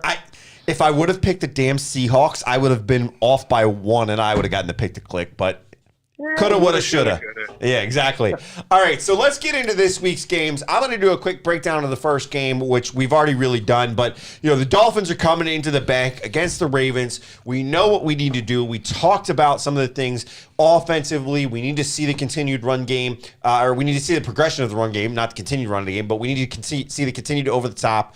Want to see the progression, see them use it a little bit differently, solidify that line. To Fred's point, we need to get the better assignments. You're going to be watching them, or they're going to be watching that in the film room. I guarantee you that's going to be on Harbaugh's notes as something that they need to fix. So we'll get into that. And then defensively, continue putting that pressure on with that front 7 and lock down the backside. You're going to have to lock down both Waddle and Tyreek Hill to be effective, because if one of these guys breaks out, it's going to be a problem. So ultimately, I think for me, I'll start us off. I got the Ravens winning this game 32-17. I think they're able to handle them without a problem. I know Bruce said he's got it as a 3-point game, but I think it's a little bit more than that. I think this defensive front is going to be hard for the Dolphins offensive line to handle. Fred, what do you got? Yeah, I'm actually pretty close with Bruce there. I didn't even look at the spread. When I do my predictions, I don't do the spreads or anything. I just go off of gut feeling as to what I'm doing. Don't put your money on me, because obviously it didn't go well in Pick'em League. So with this game, I do think, like I said, I think it's going to be a little bit higher scoring, because, again, they've got playmakers. They're going to be able to put points on the board. I think we'll see our offense get a little bit more efficient. I think we'll see Lamar get a little more active on the ground, be able to extend drives, and hopefully we'll be able to take advantage of it. It'll be a close game, but I think the Ravens win this at the bank, at home, on the home opener, 27-23. Okay. James, what do you got this as? I have it as a close game as well. I have the Dolphins at this, having it 34-28. Is this reverse psychology like last week? Is that what this is? You want the Ravens to win, so you're picking the other team? Maybe. I James, this isn't like golf where the lowest score wins, right? Yeah. Okay, just making sure. Yeah, it's just, what the Ravens did last year against the Dolphins just scares me, and just the speed that they have. So you think the Dolphins might have a key in their back pocket? Well, they couldn't do anything last year, so that's what I'm saying. And they're just better now. They're a better team this year than last year. I can't say that I 100% disagree with either of those statements. Fred, I don't think you can either, right? It's just scary. This is a better team than the Jets. So, and being warm doesn't help either. Like, if it was like December, it could be a different ball game. Could be snow and all that. You're slowing them down.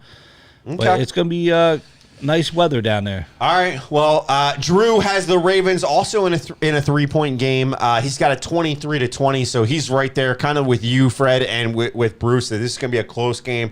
He's got a little lower scoring than you and James and myself even, but I think it's going to be interesting to see how this shakes out. Fred, the next game is the Thursday night game, the Chargers at the Chiefs.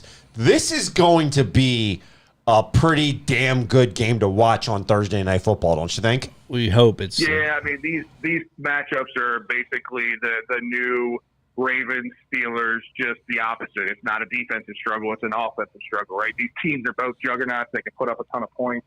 I think I'm more and more impressed every time I watch. Oh my God, Herbert.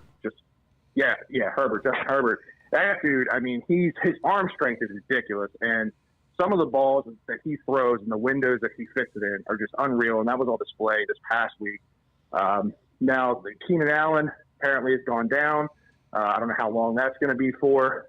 Mike Williams was kind of a no-show for most of the game last week, so expect him to have a bigger game. We'll see what Josh Palmer is going to be up to. The Chiefs, I mean, what did Mahomes have? 19 touchdowns last week, even with a whole new wide receiver core. He's got, Juju Smith-Schuster out there. He's got Scantling from the Packers out there. He's got rookie wide receivers. I mean, but yet he still makes it work. I've got this being the game of the week, this being a shootout, but I'm going to give the edge to the Chiefs in this. 31-28, they win by a field goal. All right. Which maybe that field goal was even kicked by their safety. Who the hell knows? Justin Reed came in last week. He made it work, right? Exactly. I'm right there with you. I think this is a close game. I think you summed it up perfectly. It's going to come down to a kick, and maybe it is Justin Reed, because I got the Chiefs winning 27-24 here. James, what do you got? I have the Chargers to win this game. It's sort of close to Fred. I have it 31-21. I love Justin Herbert. I have always been a fan when he was drafted. The guy has no fear. He just lets it ride. And he's a gunslinger. Okay. And they look really good. And their defense is really good, too, with Bosa. They have Khalil Mack. Yeah. And they also have... Yeah, what did he have? 3 sacks in the first week? That dude's unreal. Yeah. So I think this is a different team. That's playing the Chiefs, and Herbert will throw it to anybody, so it doesn't matter. You can see the stat line with him. If you're open, you're getting the ball. So Fair enough. I'm excited about this game. I think this is probably gonna be one of the better games of the week. All right, and Drew's got this close game as well. He's right there with you, Fred. He's got it 34-30 in favor of the Chiefs. Chuck Summers says Chargers 28, Kansas City 33, so a close game there. Chuck also said Miami and Ravens is 23-20 Ravens in overtime. That's a prediction. Wow. Yeah. That's a hell of a prediction. Yeah, we'll see what happens there. Definitely see that happening. Yeah. All right, so the next one is the Sunday Night Football game, as we see the Bears, the rivalry in the Central, as we see the Bears come across and go into the Packers territory in Wisconsin. This one is going to be interesting, and I say that because of how both of these teams played last week and it being a rivalry. The Bears beating the 49ers, coming in, being able to do that, it was a little impressive. I think one of the things that the Packers, had some struggles offensively. Aaron Rodgers might be missing Devontae Adams just a little bit. And I think this is going to be, it's going to be a one-score game. It's going to be a little low-scoring game than what we'd probably be used to the Packers putting up historically. So I've got this being a Packers win 23-17. Drew has it 17-10 in favor of the Packers. James, what do you have? Well, I'm sticking with the 17, but I'm going Packers 24-17. So, okay. We got a 17 theme here. Fred, what do you got? You got a 17 in there? Listen, let's not sugarcoat this thing, man. The Packers looked like total shit last week. I was trying to be a little nice, all right? Hey, but they looked like shit last year, too. Just hold on. Let me finish my statement. The Packers look like total shit. Let's not give too much credit to the Bears for beating the 49ers because Trey Lance looks like total shit. Oh, you mean they should use Jimmy G? Oh. I'm just saying. Maybe. We'll see if that happens in the next few weeks. I don't know how short that leash is going to be. But a pissed off Aaron Rodgers is usually a very good Aaron Rodgers. And I think he bounces back in this week. And I don't think the Bears stand a chance. I think this could end up being a higher scoring game than I'm going to predict, but I'll say 23-13. Okay. All right, the next one, we got 2 Monday night games, one at 7:15, one at 8:20. The first one is a matchup that I think a lot of people are going to watch. It's going to be interesting to see how this shakes out with how these two teams played last week. You got the Titans and the Bills. Fred, when you look at this game, what are you looking at as far as this prime time? The Bills look like the best team in football last week. It was a shit show of a week for football. I mean, there was just so many upsets, so many unpredictable things that happened. A lot of teams just didn't look like they were supposed to. Well, let me tell you, the Bills looked like they were supposed to. Yeah, they did. They're a good football team. And I think all of us predicted them to be in the Super Bowl, right? So there's reason that they are as good as they are. The Titans, I've never been a Ryan Tannehill believer. I think Derrick Henry has carried them for the past few years. And I think he's still got a little bit left in the tank, but I just don't think it's enough, not against the Bills. I think the Bills, their offense is just too high-powered. Yeah. I think this is a pretty easy game, especially being at home with Bills Mafia going fucking nuts, jumping through tables, doing what they do. I think the Bills win 34-23. How's Chig doing his first primetime game? What's that? How's Chig doing his first primetime game? I didn't see him at all in the game last week, and I hope to see him because they need some production out of that tight end group, and they need another weapon on the field. And, we all believe in Chig and what he can do, and we saw what he can do in the preseason. So I'm hopeful that he gets a little run this week, but it's not going to be enough to compete with the Bills. No. All right. I agree with you on everything you said. The Bills are going to have this, pretty handedly. And I had a very close score to you. I had 33-24 in favor of the Bills. I think the Titans are able to put up a little bit. And I'm probably giving them more credit with that 24 than I probably should with the way that they looked last week. So I'm going 33-24 Bills. Drew also has the Bills. Very close again. He's got it 30-20. James, looks like you got the highest score out of all of us. What do you got here, buddy? I have 41-24. I think they want revenge from last year when they went down to Tennessee and they couldn't get in on that goal line and they got stopped. But they're a totally different team this year with the new upgrades. Von Miller. I know Cook had a bad game. He fumbled, but, he's at home. I think he's going to get some carries into this. But I think it's going to be a blowout game. Like, the Bills are the real deal. Yeah. Catching up in the chat room here, Chuck says 27-14 Packers. And then he also says 24-34 in favor of the Bills. He's actually on the Bills side. Usually when he does that, they lose. That's not a good sign. Chuck, I think you might need to rethink that. Well, Chuck just said Von Miller is a game changer. Did you see that? Team changer, yeah. Did you see that triangle? On the back of his head? That's a sign, Hey, interesting. The last game is going to be the Monday night game where we see Kirk Cousins and Justin Jefferson come into Philly, who looked pretty good last week. Yeah. They had some spots where it was but they looked pretty good. So it looks like we're split. So I'm going to start this one. I think the Eagles are not the Eagles of the past because they have a little bit more weapons. Their run game with Miles Sanders is better when you have weapons to throw to, that you have a quarterback that can actually throw it to them. I think the thing here is you're going to see the defenses kind of show up a little bit in this game because I think the tape's out after the first week on these two teams and what they're wanting to do. So for me, I've got this being a low-scoring game, and some of these Monday night games, it's also part of the reason I went here because this has the potential to go low score or really high score. Yeah. I think it's going to go low score here. I've got the Eagles winning 16-13. James, what do you have here? I had the Vikings winning this game 33-24. After watching the Viking game this Sunday, they're a totally different team, even though their offense is the same. That new head coach, man, they make Justin Jefferson looks like he's open like Cooper Kupp was when he was assistant. MVP caliber. Yeah. And you know what's weird? Like, I always watch ESPN get up in the morning and First Take.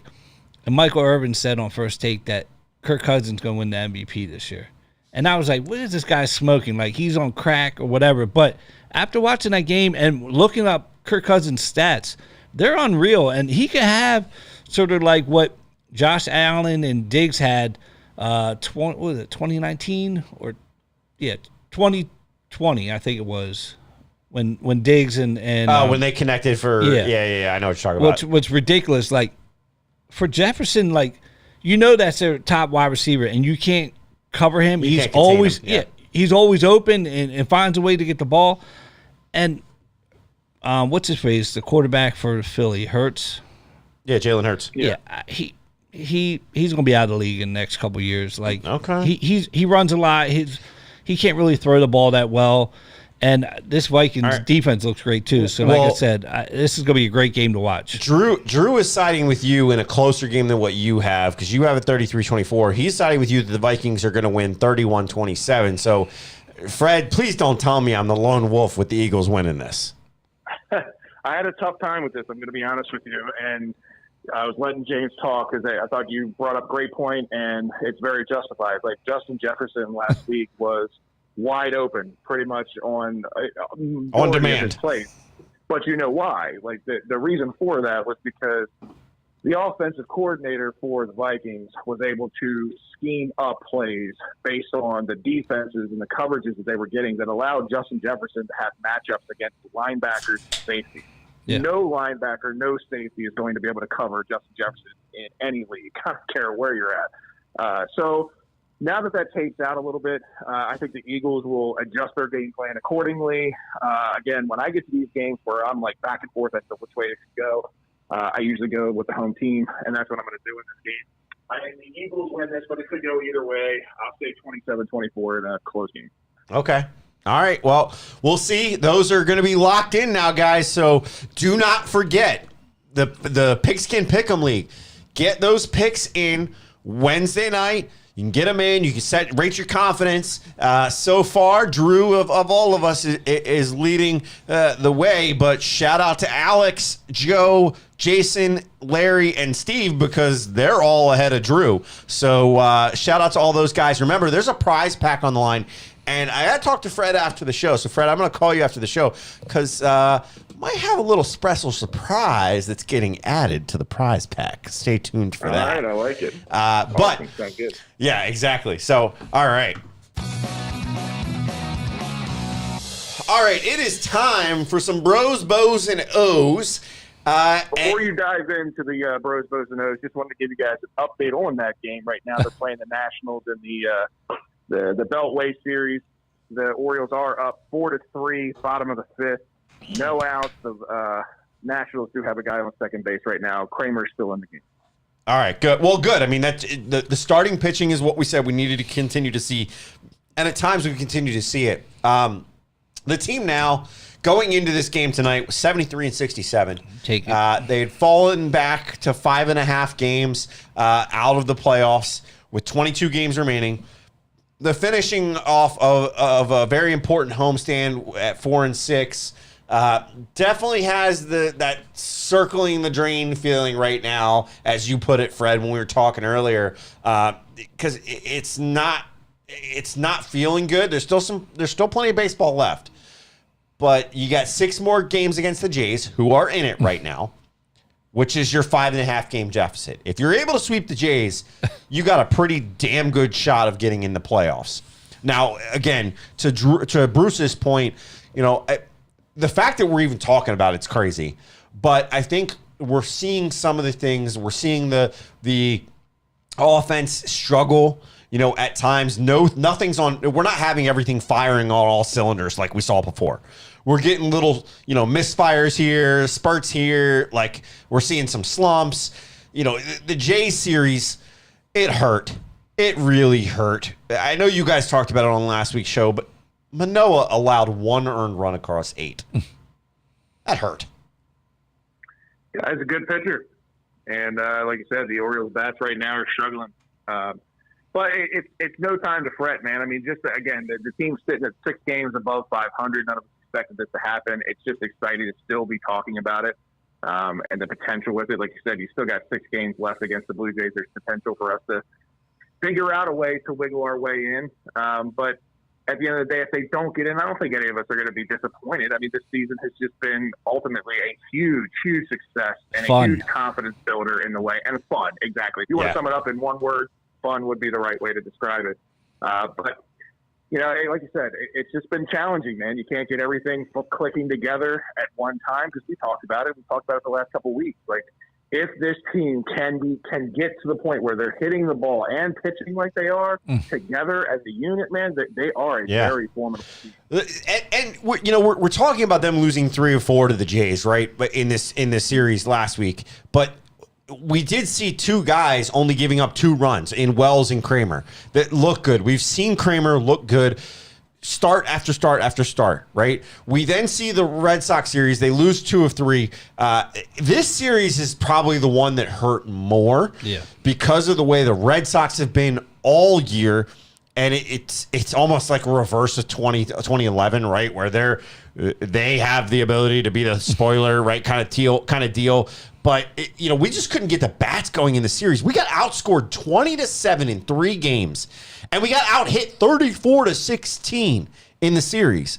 It really hurt to not see those bats get going. I mean, Hayes had a good game the one game, and then the next game he was off. Mullins had a good game, and then the next game he was off. It's just you can't get firing on all cylinders, and it hurts, especially when you're pitching. We talked about Kramer and Wells doing good in the Jays series, but we also see in this series, Bradish looked good yet again. He goes 1 run on 2 hits through 7 innings pitched with 2 walks and 3 Ks. He's now 2-1 in his last 4 starts, giving up only 3 runs on 10 hits with 7 walks, 14 Ks through 18 innings. He's boasting a 1.5 ERA and a .94 WHIP through his last 4 games.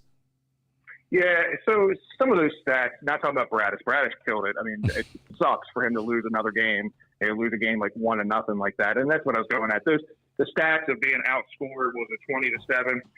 It was most of that was a 17 run. I was going to say most of that was a 17-4 run. Yeah. So, I mean, it was a closer series than what those stats actually point out. You had one really bad game. But, that's going to happen from time to time. You just let it be the anomaly and bounce back. And Bradish was able to do that, bounce back and pitch an absolute gem. Yeah. But like you said, man, the bats just went quiet. I think they had, 3 hits in that game? It was a bad showing. Yeah, and the guy that's Mr. quote clutch for this season in Rugen Odor gets hit by a pitch twice in that game. The second time was in the hand.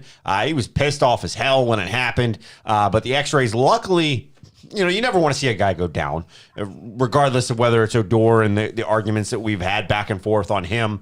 But they came back negative. He's a day-to-day type situation. But even in this series, we saw at times, even guys like Adley, who's been, he's had his ups, he's had his downs, but he's had more ups than downs. He had some struggles in this game, but he made history in that series. Because he became the first catcher in Major League history to record at least 40 extra base hits and 50 walks in his first 89 games. Wow. That's an impressive stat line to be the first to ever do it. And you're talking Joe Mauer, Yadier Molina, Buster Posey, Matt Wieters. We're talking some of the best catchers, Mike Piazza. Pudge, Rodriguez. We're talking some of the best catchers to ever play the game. Yogi Berra. And you've done it better than any of them. But still, his jersey's not on MLB Shop. I knew he was going to bring that up.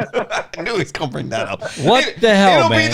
It'll be there October 15th. Is still there. Still there, and Chris Davis is still there for a good price, too. Yeah, well, they're trying to get all the money that they can in now to do it. Did you see they released the well, I don't know if you guys saw, but the season ticket holder plans got released for postseason if they were to make it. Some of the more expensive prices I've seen ever. Well, could they gave they gave Ryan those $10 92 tickets, so that's they got to make up for it if they make the playoff. Give Ryan $10. They made 100% profit on Ryan because Ryan didn't go to a single game.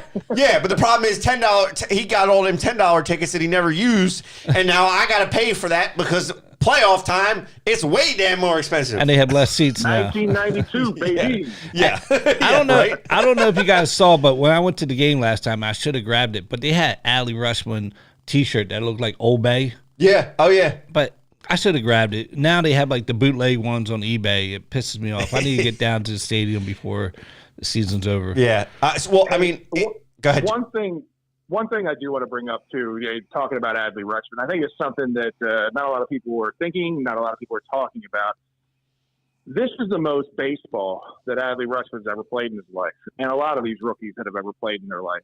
You know what I mean? You got to think like this is their first full season. They had the shortened COVID year, right? So you're going to see some of these players start to get fatigued, and it could be part of that. I'm not trying to make excuses or anything because, you know, bad hitting is bad hitting regardless of what it is. But he still can call a game like nobody's business. He can still call a game like nobody's business. So absolutely, he's great with that. I'm just saying, if you start to see him, and we have a little bit recently, if you see him struggling with the bat, I'm not trying to make excuses, but it's one of the things that you need to keep in the back of your mind. It's the most baseball he's ever played. Well, and I agree, and that's the other thing, right, to your point, is that catchers have the toughest time with that because they're taking the most heat, right? They're literally involved in every pitch, and they don't get much chance. They're squatting most of the game. We joke around about being catchers, but it's a different game behind the plate. You know, your knees start to bother you. Your back starts to bother you. You're taking foul balls straight to the freaking noggin. You know, it starts to wear on you over time. And I will say, I've been impressed. He shook one off the other day. I don't know if you saw this. It was a scare. He took a foul ball off the bat, hit the ground, came up and hit him in the arm. I thought he was done. I was telling James, I was actually at up here in Harford County, Hopkins Farm Brewery. Shout out to them. Good beers. I'm actually sitting here drinking one off to the side. But we need a new sponsor, so I might try to do that. Maybe we'll do a live show there. We'll see. But no, I think it scared me because I was sitting there watching it. I'm literally sitting there talking with Carrie. We're trying. We got a flight of beers. We're sitting there trying to drink it and having a good time. And out of the corner of my eye, I catch the ball bounce and hit Adley, and Adley go down, like drop his glove and go down. I'm like, oh fuck, like this is not good. But he shook it off. Umpire gave him a minute, and he was good to go. But that's the type of wear and tear that can happen with a catcher, and it's going to translate to the bat. I don't care who you are. That's why you don't hear of, catchers, or it's a big deal if a catcher has a big game in the playoffs. Because these guys have played probably 95, 97, 100-plus games going into the playoffs, and now you're asking them to do it more, and they're going to be the ones in the playoffs. Simple as that. Absolutely. I think, talking about guys that, are beat up a little bit, but Grayson Rodriguez. So too, real quick update. Adley is 2 for 2 tonight. He does have an RBI, I believe. See, there you go. He didn't have an RBI. 2 for 2 and a walk. Sorry. There you go. Take it. I'll take it. Grayson Rodriguez has a rehab assignment now. Now, some people are saying, well, it's not quite a rehab assignment. He's just back to AAA. But he's back up in Norfolk, and he's going to be getting to start. My question to you, regardless of what happens, of whether they make the playoffs or not, in some capacity, whether it's bullpen or starter, do you think we see Grayson Rodriguez this season? Tough. I mean, my answer a week ago was 100% yes. But a lot has changed in the week. Like I said, they're not out of it yet, and a lot can change in the next week. So it's hard for me to say. I still bet on him coming up and at least pitching some, whether it's in the rotation or, like you said, whether it's in the bullpen. I'm not 100% sure what they're going to use him as. But I'm still very hopeful that he comes up, and at least he's not going to have many opportunities. There's 20-something games left, and 22, you're rotating 21. Right. As a starter, if you're rotating every 5 games, I mean, he's got 4 more opportunities, right? So, well, by the time he does his start in AAA, and then gets, if he gets a call up, it'd be 3 if you're going to start him. So exactly, if you're going to start him. So I don't know. I think if they bring him up in the pen to start, and then if they need him, if they're in a running where they need a guy to pitch, and it's a do or die game, and it's a meaningful game, maybe they stretch him out and use him as an opener type thing. Maybe use him like a 3 limited innings. Yeah, exactly. Spot start. But again, that all it's all going to be dictated based on how they do for the next couple of weeks. James, what do you think? You think we're going to see him this year, or you think he's just going to stay down AAA and let it be done? Because AAA is almost done. AAA be done in 2 weeks? Oh, a week, I'm thinking. Yeah. I would love to see him up, but after that injury, and it wasn't as bad as it was. I mean, said it could be. Well, they said he rehabbed really quickly. Yeah, I'm all about just shutting him down. Not shutting him down, just let him throw down in Norfolk and just leave him there, not rush him up. There's nothing. If you want him to get some more pitching in, I guess the way that I look at it, I'm kind of right there with you. Don't bring him up if you don't have to. If you want to get him some more throws in, maybe you send him down to Sarasota. You let him just do some sessions down there. The only benefit to bringing him up now is that, and this is where I think you would go, Fred, is he gets that exposure to the major league level, right? No matter how much it is, even if it's 2 innings here, 2 innings there, and he gets, by the end of the season, he gets 6 innings. I guess that's better than nothing and gets him the exposure.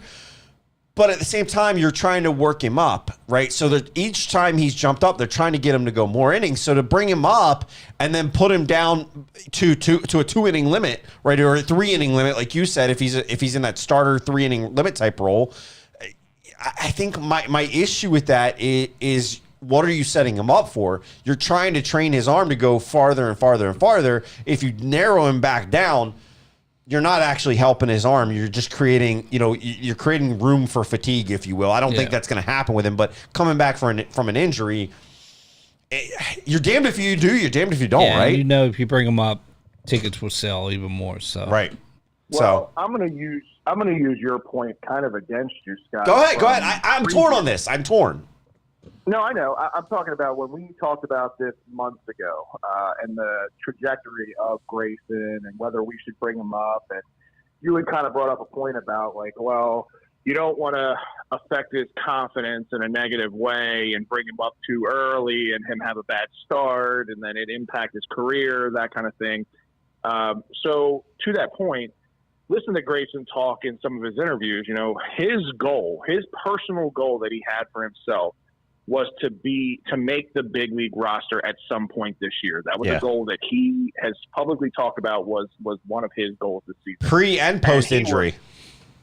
And he was right on the cusp of it. I mean, he was literally a week away. If he gets through that start that he was making down there in AAA without an injury, the next appearance is in Baltimore. I mean, that's basically what Elias said. Yeah. I think getting him here, even if it is just in a bullpen role, even if it's not for the playoff race, getting him here and letting him feel confident that he was able to achieve that goal and go into next year with that positive vibe, that positive feeling, I think it would be a good thing for him because, it would be, I think it would almost be kind of a letdown mentally if you felt like, I was so close. I was almost there, and I went through all this shit with rehab, and I'm ready. I'm making the pitches. I'm hitting 99. I've got all my junk. Like, everything's working, and I still didn't make it. Like, I think it might be a bit of a mental letdown. I get that. I also could see it as a confidence boost that the guy comes to a spring training and makes it straight out of camp. Right there's something. No, I agree with that. There's something to be said when a guy makes a roster out of camp that he's truly ready versus being called up late just to get the exposure. Again, I'm torn on this. I really am. I would not be upset if they brought him up. I would not be upset if they kept him down. I'll be honest. That's how I feel. Joe Carlozo saying bring him up. I agree and I disagree. I'm torn on this. So either way, I'm fine with it. I want to see him in the future, and that's what matters. Whatever gets him to the future, whichever path Elias takes. At this point, I think Elias has proven trust in Elias and trust in the process. So whichever way he's going, whatever way he's going, if he comes up this year, I'm going to trust it. If he comes up next year, and breaks with out of spring training, I'm going to take it. Either way, I'm fine with it. What's interesting is what some of the things he's going to have to deal with next year. As the MLB and other news, the competition committee, we have to bring this up. They voted to implement a pitch clock, larger bases, and a defensive shifts ban starting in 2023. This is all according to Jeff Passan that broke the news. It's a 15-second pitch clock with bases empty and 20 with runners on. Any problem with this, Fred? Absolutely not. Hooray for Major League Baseball for finally getting something right. This is something they've been working through the minor league systems for a while with this pitch clock. And I've been to a few minor league games this year, and I've seen it up close and personal, and it's effective, and it Yeah. does make the game go faster. And obviously, they're trying to sell their product is more appealing to the younger audience. This makes a lot of sense in a lot of ways. The bigger base thing, we talked about maybe doing a double base, kind of like they do in slow pitch softball. That's basically what this is. It's just a singular base that's larger. I think it makes sense from a safety standpoint. Yeah, I think kudos to Major League Baseball for finally getting this done. Just took too long. Yeah, just as a point of note, like you're talking about being faster, even if we just went with 5 seconds difference in between each pitch across 150 pitches in a game, we're talking 13 minutes. But that 13 minutes that's the difference between a game ending at 9:45 and a game ending at 9:30. Right? I mean, that's what we're talking about. Our game ending at 10 or ending at 9:45. So there is a big difference here. The other thing, 2 fielders on each side of second base bag. You cannot shift and you cannot move players around was the other interesting note. So you can't shift just because a player comes up. You can't switch out your third baseman with your second baseman or your shortstop without affecting your DH. I love it. I think it makes sense. Hey guys, what do you think Chris Davis is up to? I know, right? Knock, knock, knock. No, I think it's interesting. I think it makes sense. I've been calling for it. You need to be able to hit. We need to see hitting come back. It needs to stop being home runs and strikeouts. Simple as that. And then the last thing with that was they also said that both feet have to be on the dirt. I thought that was interesting. You can't even when the pitch is thrown, you have to have both feet on the dirt. That's good. And I like that because, how many times now do we see basically 2 right fielders or 2 left fielders where these guys are playing a shallow right field or a shallow left field and basically taking a 103-mile or 105-mile-an-hour ball off the bat that would have been an easy single with a normal defense and turning it into an easy out because they've got extra time to prepare for it. You're gonna see a lot of heels on the grass. That's what I'm gonna go with. Yeah, but then they're also you're gonna see more 300 averages in baseball. You're gonna see more like back in the day. I just got tired. Everybody's like, "Oh, just become better hitter." It's hard when you have 10 guys on one side of the field. You think that's very fair? Play your position. That's where a shortstop's a shortstop. If they weren't going to change this, get rid of all the infielders, shortstop, second baseman, because you don't play that position anyway. So yeah, I'm glad that they cleaned this up a little bit. Well, and the other thing that's happening, in the game. Obviously, we talked about the larger bases. The bases are moving from 15 inches to 18 inches, which creates 99 square inches in more space for them to touch the base. To me, it makes sense. You want to know what's weird, and this is something I've always thought about. Why is home plate 18 inches wide and the bases were only 15? Now we're fixing it. It's a weird statement. Well, that's for pitching. You have more coverage. But the plate is 18 inches wide. No matter how you touch it, it's 18 inches wide. If that's what you're going with, how come the bases are higher than home plate? I don't disagree with that either. I think they should be flush. I don't disagree with it. I think they should be flush. You've seen too many guys have ankle issues. You've had and how if you recess them, how hard would it be to put a sensor in underneath it at that point? Yeah, it wouldn't be hard. I think they should be flush anyways. Yeah. Well, you know how many rolled ankles there would be in Major League Baseball if the bases were flush and they were hard like home plate? How many rolled ankles are there now? No, I think that sliding increases. How many roll? So here's the deal, Fred. You would get rid of 2 things. You get rid of rolled ankles sliding into the base, and you get rid of broken hands sliding into the base. Now you lose grabbing onto the base. That's the only thing you lose. The broken hand thing is more of a technique thing. It's more of a bad judgment thing. Anybody that slides to the first base is just stupid. It's a moron. Something you shouldn't be doing. Yeah, but you're doing it sliding to second base. No, I know, but there's techniques that help you avoid that. There's the sliding gloves that they wear to help protect you from that. Like those are things that can be prevented. It's an oven mitt. My point is if you flush the base like home, it can't be a squish base. It can't be a soft base because if it's a soft base, now your foot is below the ground when you step on it. It's got to be a hard base. I get you. So it's got to be a hard base, right? How often do you run across home plate at 100 mile an hour as fast as you possibly can? It's rare because when you're running 100 mile an hour across home plate, you're not crossing it. You're sliding into it. So at first base, you're 100% giving it all your effort going down When you're the line. rounding second, when you're rounding going to second, I get you. Yeah, you're going to slide off that base, roll an ankle. You're going to look like an idiot. There's just a lot of safety with that. I got you. I hear I what you're didn't say saying. make it smooth. I just said put some texture like sandpaper. All right. So we're going to do our 2-minute warning. Fred, before we get going on with it, do you have 2 questions that you could ask James and I, and we'll answer them?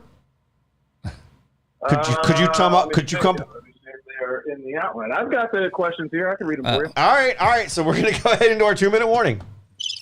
Whoop, nope, Whoa. wrong button. Okay. Yep, that's how this works. That's how this show works. Nope, that's not it either. Oh, man. Come on, Ray Charles.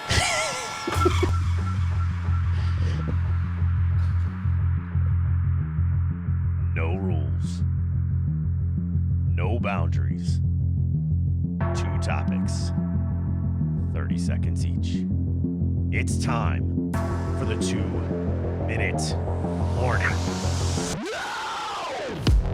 All right, as we said, Fred is going to ask us the questions. So we'll kind of get into this. James, I guess I'll go first, and then you can go second. This is weird with Fred kind of like in a remote producer role. Yeah. It's weird. Yeah, it is kind of strange. All right, Fred, I got my finger on the button. Go ahead, buddy. All right, man. Week 1 gave us some weak performances from Fantasy Stars. Which player has the biggest bounce back in week 2? I think for me, if you're asking biggest player that has a bounce back, God, that's got to be a tough one. But I'm gonna go with Mark Andrews. I think everybody was a little disappointed by that and what happened, given what he's done in the past. I think he really needs to step up, and we need to show that he can do this in the offense. But from a fantasy point, I got him. I need him. I'm going to have to go with Aaron Rodgers. He's going against the Bears. We said no QB. No, that's on the that's next the second question. question. Let's stay on board. But after week 1 performance against the Vikings, he's got to come back with another divisional game, and I think he's going to see it. And he's giving hell to his wide receivers, so someone's going to have to step up, and I think he's going to have a big game for fantasy. All right, what's the next one, Fred?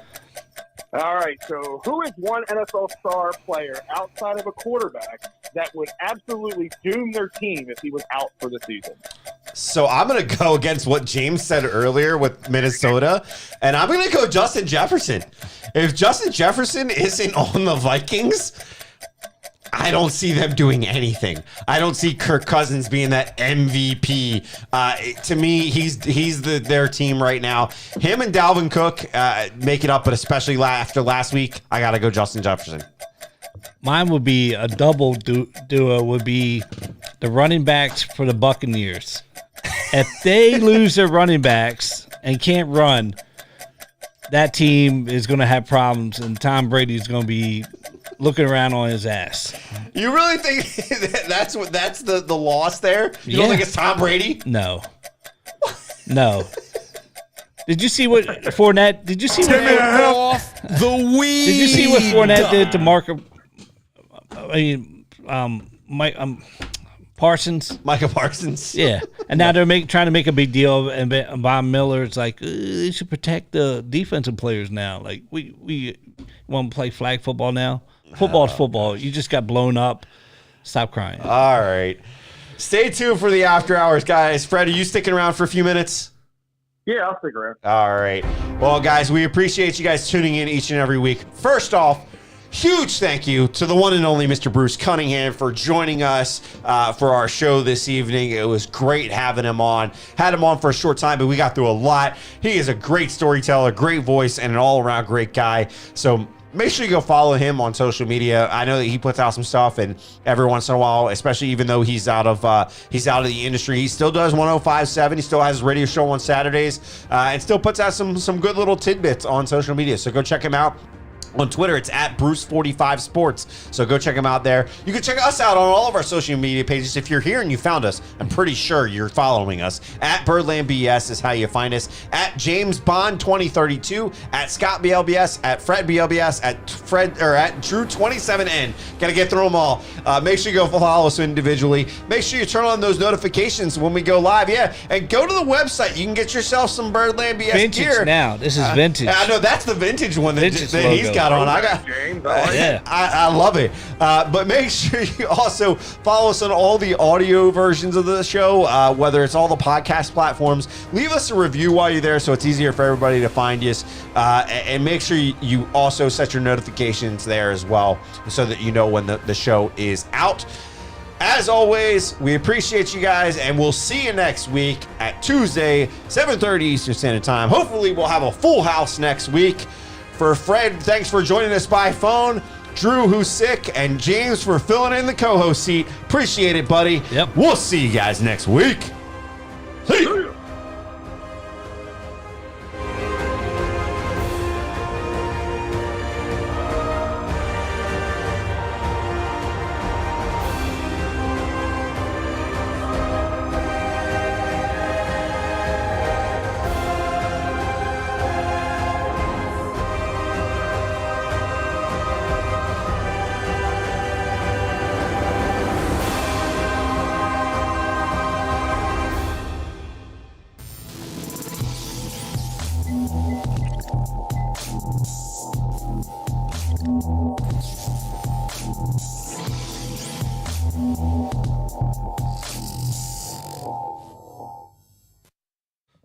Last call for alcohol. I don't have no alcohol. Oh, man. Good show. Appreciate you joining us, Fred. I know that obviously you had to work and coming in late via phone. Appreciate it, buddy. How was that road trip, by the way, down to Charlotte? There's more golf probably because I was getting alerts every 2 seconds. Nah, the road trip was great. We only played golf once while we were there. We had in the forecast we had pretty shitty weather, so we left Friday morning, stayed Friday night, stayed Saturday, and left Sunday. Our plan was to play golf on Sunday, but it was supposed to rain all day Saturday and all day Sunday. So Ryan and I left about 8 o'clock in the morning, got there about 3:30, 3:45 in the afternoon, and played around before we went to the Airbnb. But we had a great trip, man. It was a really nice campus down there in Charlotte. It's really well laid out, and it's relatively new. Like you can see how much money they've invested, not just in like the football facility. I'm talking about the entire campus. Like all the buildings were very new. It's just a very clean university, and the football stadium. The way that they built it, they kind of future-proofed it because they put it basically in a bowl, like in the ground. And I think right now it holds somewhere between like 18 and 20,000, but you can very easily see the opportunity where they could build up and put an upper deck in it and hold 40, 50,000 if they ever get to that point where they grow that big. Kind of hills around it to protect it in a sense, but also be able to have that, to your point, to have that future as every team wants to be able to do and build their program and build it up. So sounds like it's kind of smart. Sounds like it looked like a small stadium on TV. I'll be honest. I was kind of like, oh, okay. It was a little underwhelming, but there were aspects of it that, to your point, that I was kind of looking at it where you guys were saying you were and the pictures we were seeing. And then, after you told us where you were, kind of looking for you guys and finding you guys, it had bigger stadium feels. The way that they had the building there with the Jumbotron right on top of it. You guys were in that end zone and towards the locker rooms and everything. It didn't look from the side like it was a big stadium, but when they did that, you could definitely get that feel that it's built for the future. It's not built for now. Yeah, and it was really cool having that access to the players too, right? I mean, you basically can funnel right down to where they come out of the locker room and they kind of hype themselves up through warm-ups and stretches and all that stuff, and where the team all gather before they run out on the field for intros. I mean, you're literally right there. I've got some really cool videos, some really good pictures. It was nice. It was really cool the way it was laid out. Any good? Hold on. You got pictures? I got a picture of a woman on my phone, dude. That's about right. Any good stories while you're down there? I know when you guys went to Minneapolis, we heard the good stories about all the people down there, or people out there that how awesome they were. And then when you guys went up to New York with James, being able to get down there, talk with some of the players, things like that. Any good stories out of this trip to Charlotte? No, I mean, this was a little bit more low key. The college campus really wasn't super active, and it wasn't kind of like, it wasn't built up like most college towns are, like in a Big Ten conference, or Big Ten college. There wasn't a whole lot going on. Plus the bad weather, you know what I mean? It just didn't have a whole lot of people out.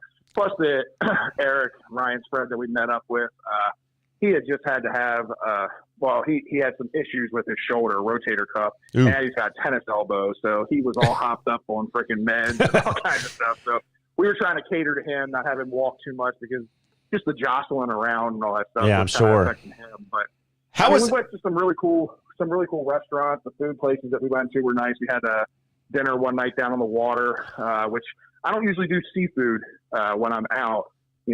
Obviously seafood is a Maryland thing, but being that it's in Charlotte, shrimp and that kind of thing, like that's their thing. It was really good. Did you have any Carolina barbecue while you were down there? No, that was one of the things. What? That I was kind of like I'm disappointed in the two of you. I am disappointed in the two of you not going to a Carolina barbecue place. So the Carolina barbecue stuff actually starts more southern as you get like closer to South Carolina. Because I thought the same thing. I thought, man, there's going to be barbecue places littered South fucking Carolina everywhere. And I've had some good North Carolina barbecue.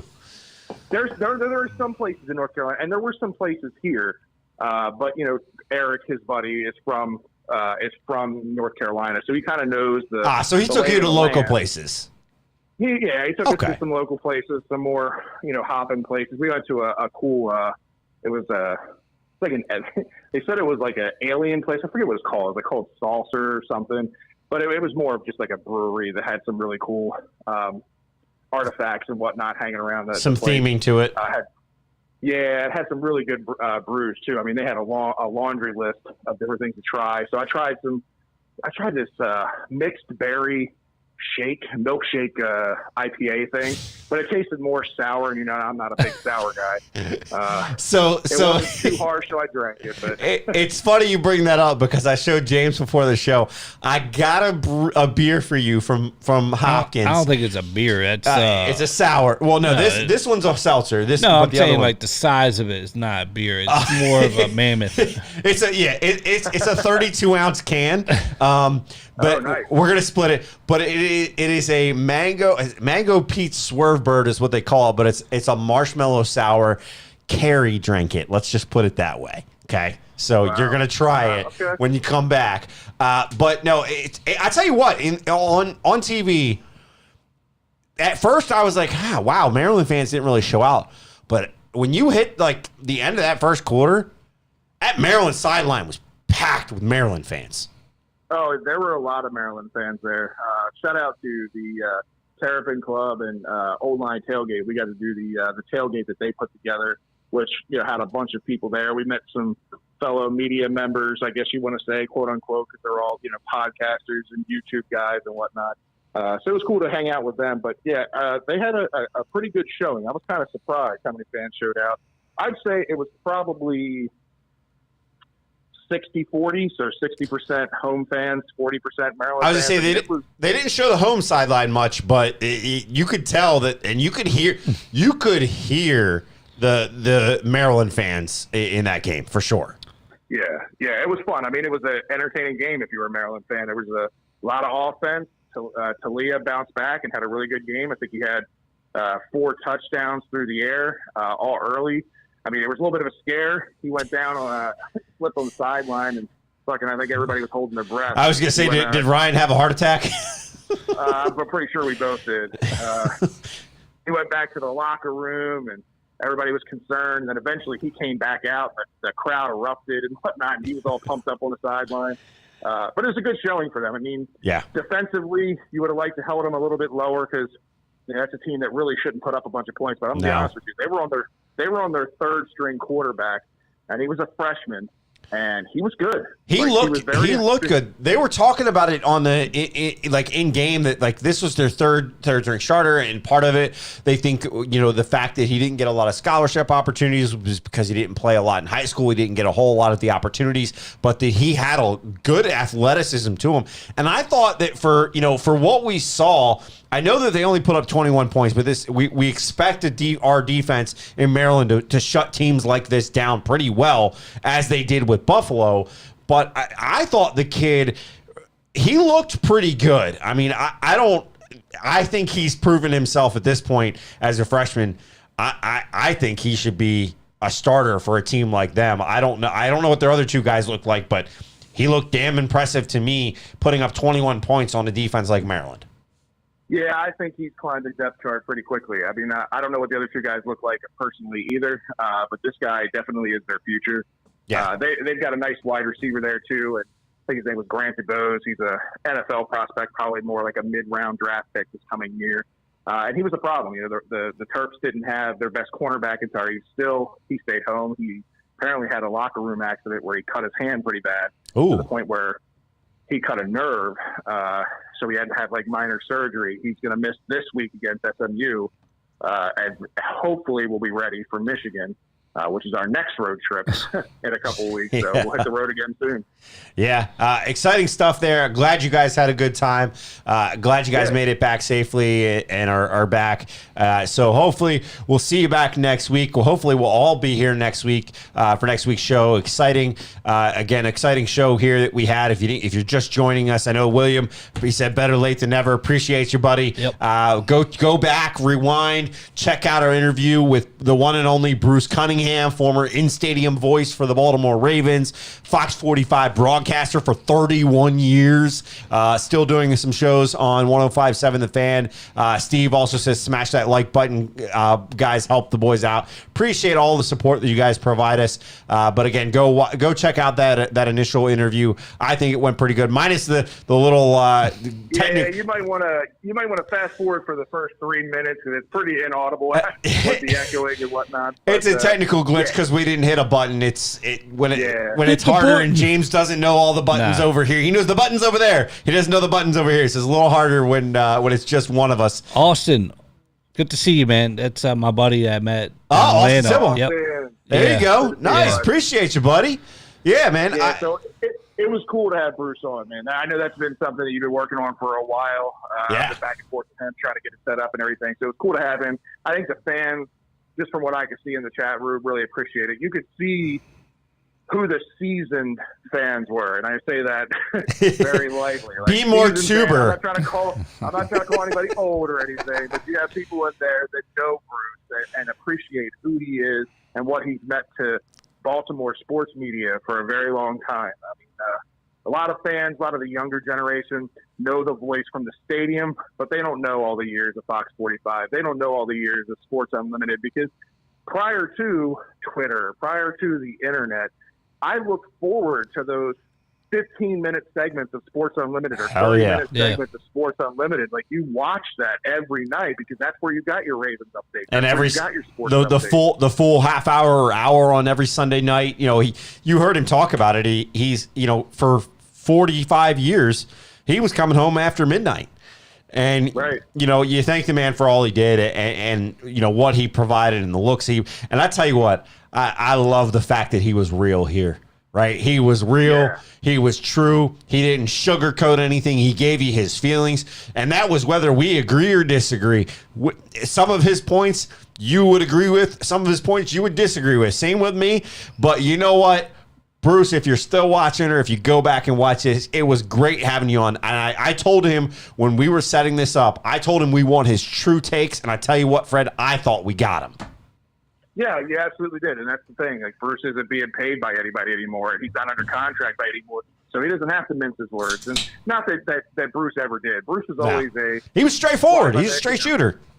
Very straight shooter, exactly. And that's one of the things I appreciate. It's one of the things I miss. And I tell you, I don't like to knock anybody, but you know how I feel about the in-game stadium announcer that's there now at Raven Stadium. That's why I told him his voice is sorely missed. Very much so. All right, guys. We appreciate everybody joining us. As we said, go check out the earlier version of the show and make sure you like, follow, subscribe, everything. For Fred, appreciate you joining us by phone here and continuing the conversation. I know you couldn't be here because of work obligation, but hopefully I helped take that anxiety level down a little bit for you guys. yeah, I appreciate it, but it was the technical. You know me, it's always the technical stuff that throws me off. But appreciate you calling in. Appreciate James filling in the big boy seat, and we'll see you guys next week.